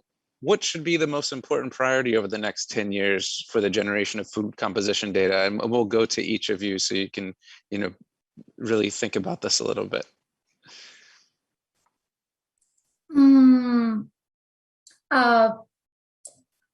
instead of perhaps putting the focus on food composition data, I think that the quality and the quantity and the usefulness of food composition data will very much depend on the importance governments, but in general, consumers and all stakeholders give to diversity. The more diversity is integrated into health of the environment and health of people, the better food composition databases will be, I think. More funds will be invested in generating good quality data, and more use of those data will be made. So for me, if I can pick the priority, better integration of biodiversity in health, production, consumption in general. And then as a result of that, I trust that food composition data will be very much improved. Yeah. Thank you. Yeah, and it also exhibits a kind of democratization of understanding of the foods that communities use all around the world. Sarah, the same question for you. What do you think should be the priority over the next 10 years? Yes, so additional to nutritional data, the basics, I would like to see also the processing information, what actually happens to those components when we process them in different conditions. But also additional to that, I would love to see more on the nutritional value of the plants, how those now can complete our diets, how can we build our new dietary palettes with plants only. We do have B12, B6 vitamin, which are coming also from plant sources. So for those ones have been also neglected quite a lot. So how can we get those ones, amino acid compositions for green leaves, such things? How can we now have a sustainable diets, and what kind of information we need for that one? I would like to have that supported. Those are excellent points. And we have, and Ruth alluded to this as well, and there's a question actually in the chat that food composition databases have the problem that food compositions depend on cultivar, variety, ecotype, climate, soil, and other environmental conditions. And now, of course, you've added processing, and of course there's storage and other situations that will affect the chemistry of the food. And the question is, how do we address that problem? I mean, I'll plug again the Periodic Table of Food Initiative. This is exactly what we seek to address, that every accession in the database will include metadata on these things, so that for really the first time you can see in a food composition table how chemistry can be tied to the metadata themselves. So in addition to quantity and identity of a chemical or a biochemical component, you'll also know how this food was grown, how it was processed, which I agree, Sarah, is something that we really need to understand, how processing changes the chemistry of our foods, but then ultimately bridging that gap and understanding how it impacts human health. Daniella, same question for you. What do you think the priority should be in the next 10 years? I agree with Isabel that the priority should be given to biodiversity, to assess more types of foods and more varieties, and especially these foods that are considered underutilized. But I don't know, for me, it's something like the egg and the chicken. If the consumers, if we increase consumption, as Isabel said, we may increase the data that is available as well. But without the data, it's hard to increase consumption. For example, in schools, we need the food composition data in order for these foods to be included in school menus. So if we don't know the composition, the chances that they will be included is low. And the same for the industries. They need this data in order to put the data on the label. So if this data is not available, maybe the industries will not use these ingredients to make processed foods. And I really do think that the focus should be on analyzing diversity of foods, and as you said, in different conditions as well. This data, it can be available or can be used to make a mean that reflects better the differences in this that these aspects bring to food composition. And as more data we have, the closer we get to the real value of the foods.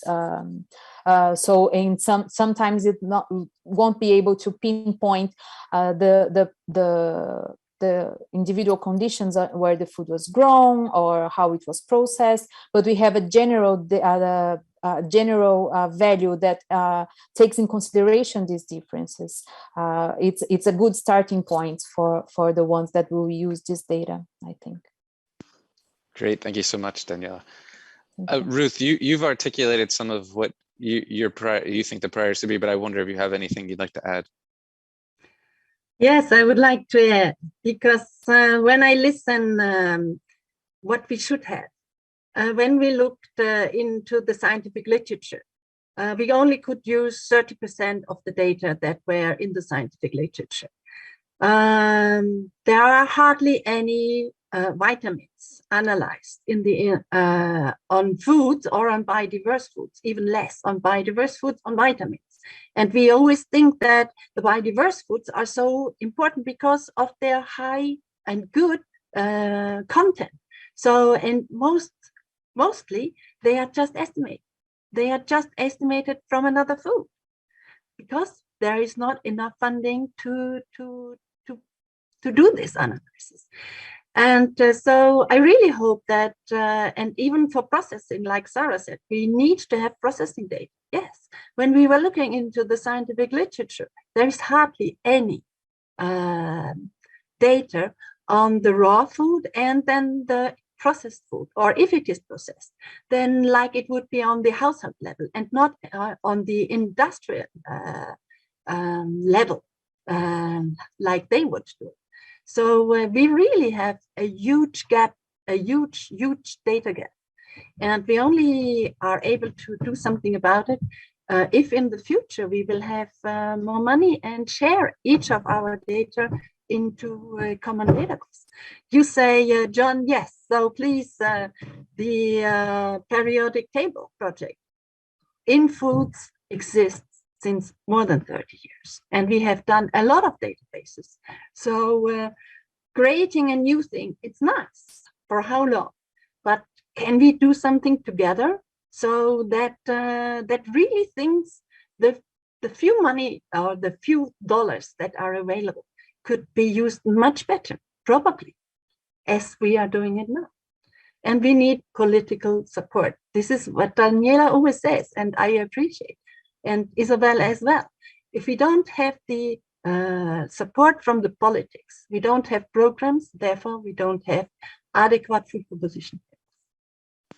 Okay, thank you, Ruth, so much. Yeah, I think, one of the important things is developing some standardized methodologies for measuring food chemistry that are universally used and are not ridiculously expensive, so that they can be utilized around the world. And that's one thing we've put some priority on.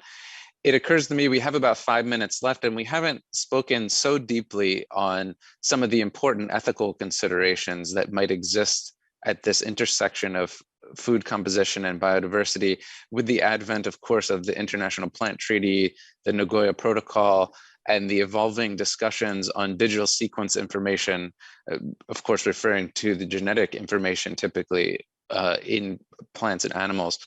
What, Isabel, maybe we'll start with you. And again, if you just, each panelist, just about a minute for your response, but what do you see as some of the most important ethical considerations at this intersection of food composition data and biodiversity? Yeah, I have mentioned some of them during my earlier introduction by making data about local and indigenous foods available. You expose them to misappropriation or to uses that may generate benefits that may not reach the providers of the food. So there is clearly an ethical consideration there, an ethical issue that may arise that need to be considered.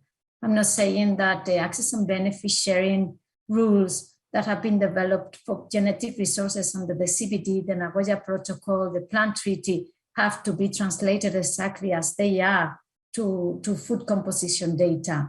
but the same philosophy could be very in mind to develop benefit-sharing mechanisms that address some of those ethical issues. Thank you, Isabel. Sarah, do you have anything you'd like to add to that? So a lot of these indigenous and old crops, they've been used a lot in these, let's say, East African region before the meat eating habits came in the same level as they are introduced right now. So we do have these old habits which have been healthy, and there is this history of plant-based eating and eating these crops in a like big level, but now we need to sort of to introduce them back again because it's a different world. We need to know a lot more about what is going on in practice within this, because now we are competing against the meat eating and the information what we have on those nutritional levels on animal food. So we need to now bring up that knowledge to the same level and above to be able to now close that gap and go back to the old crops. Great points. Daniella, in just a minute, do you have any perhaps lessons learned in Brazil or other thoughts?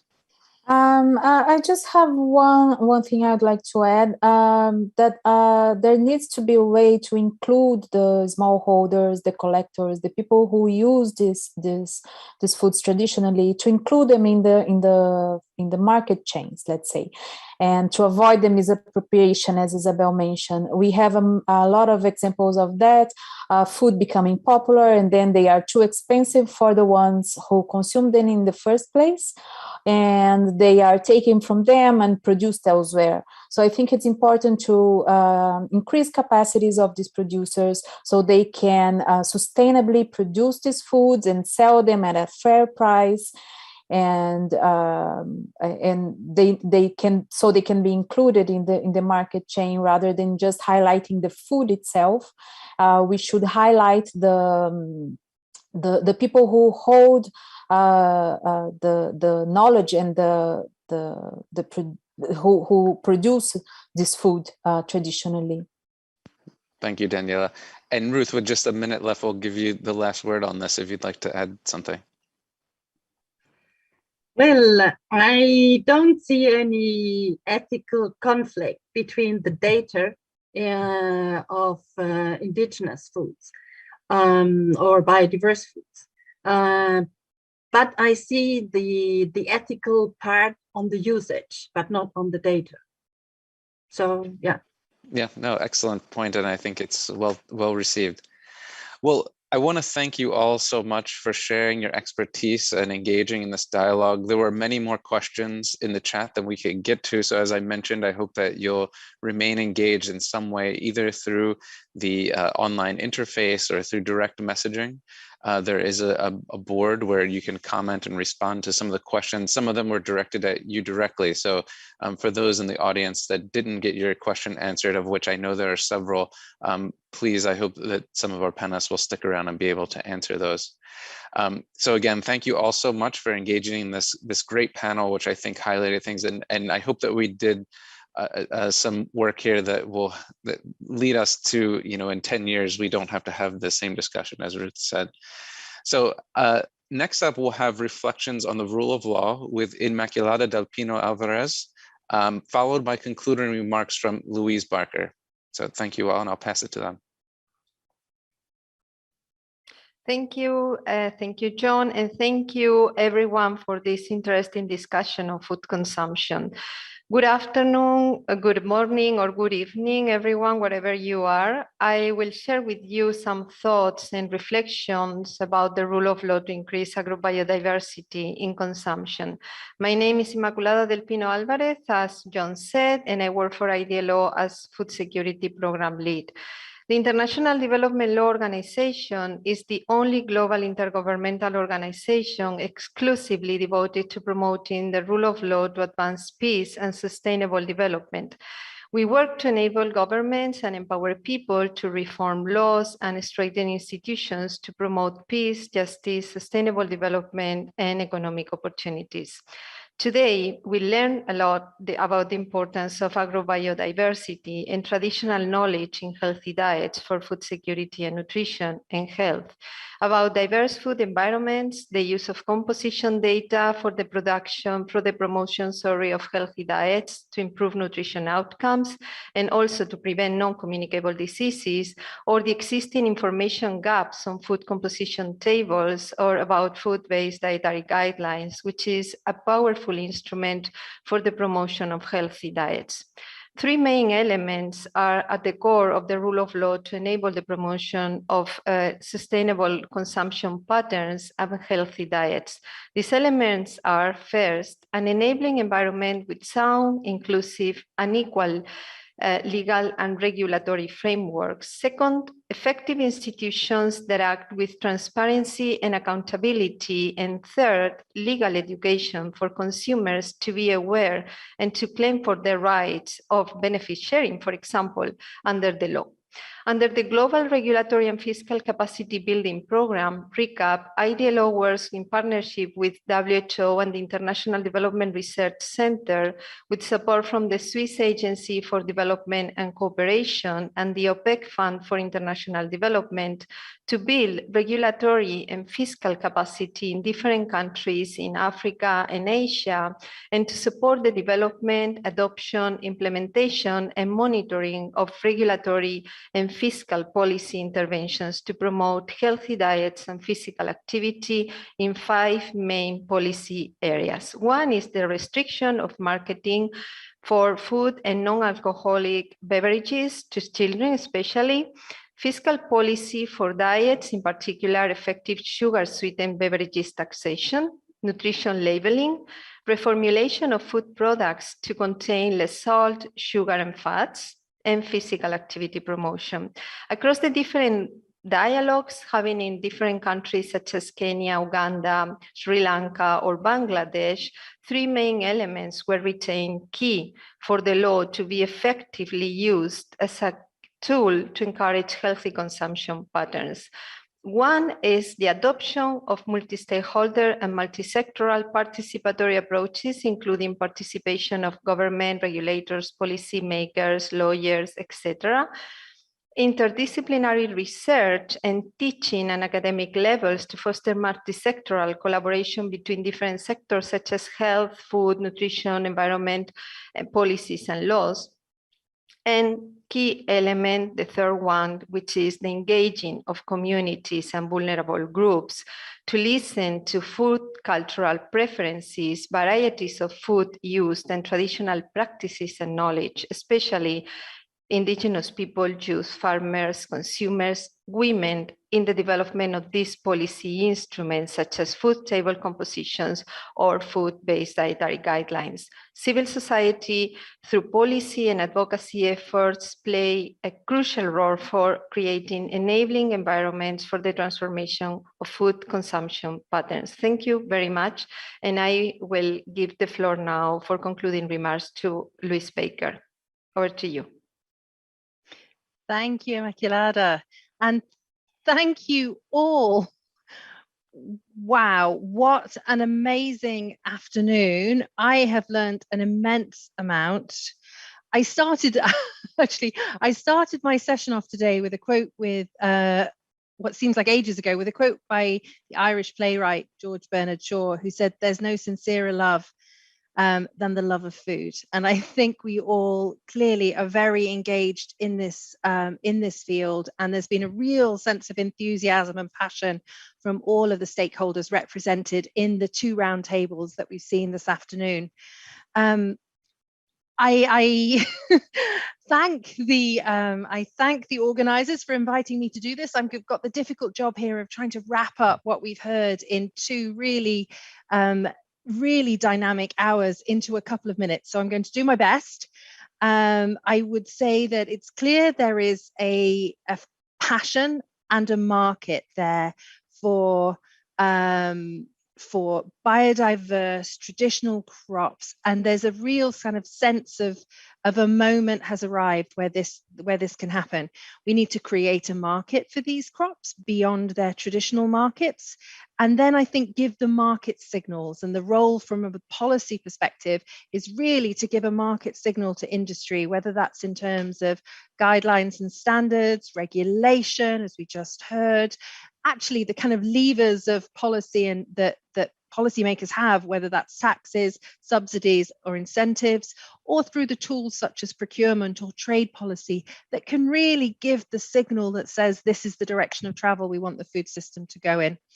At the end of the day, we need to see that actually the incomes of farmers are at a level that's more than survival. People have to be able to make a viable future on this, that smallholder farmers need to be able to see a sense of perspective in pursuing this, and youth need to be engaged. And coming from my perspective in the environmental field, that the natural resource base is able to be secured and continue productively. We also I learned vast amounts about food composition data that I actually hadn't seen before. And it was a really interesting, eye-opening thing for me that the food composition databases are not complete, that the information that we have available and that policymakers have available to them to make the critical decisions that will drive this sense of direction and this new urgency is not available. So we need to be in a position where quality data is available for decision makers so they can make the life and death decisions that are necessary, not so we meet our energy needs, but also our micronutrient needs. There were some fabulous real world experiences. I particularly loved the work in the school feeding program in Brazil. And I think that we are at a position now where sourcing can come from all sorts of different from different places. If we have the data, we can develop an industry, we can reimagine a food system and a food industry that draws on the best that we have to offer, the most biodiverse, the most engaging, the most interesting food that we have available. And each sector, each stakeholder has a critical role to play in that. So markets there is absolutely the need for policymakers to give the right signals, and there's absolutely the need for us to provide them with the data so they make the right choices so that our food systems evolve appropriately. I think I did that within my time. I'm sure I did not do justice to all the fascinating discussions that I heard, but it was a great first day of the Business and Policy Forum, and I hope that you will be able to join us for tomorrow's discussions, which I'm sure will be equally engaging. So thank you so much. Thank you so much for a brilliant afternoon and a great session, or a great morning, wherever you are. Thank you so much, everybody. Much appreciated.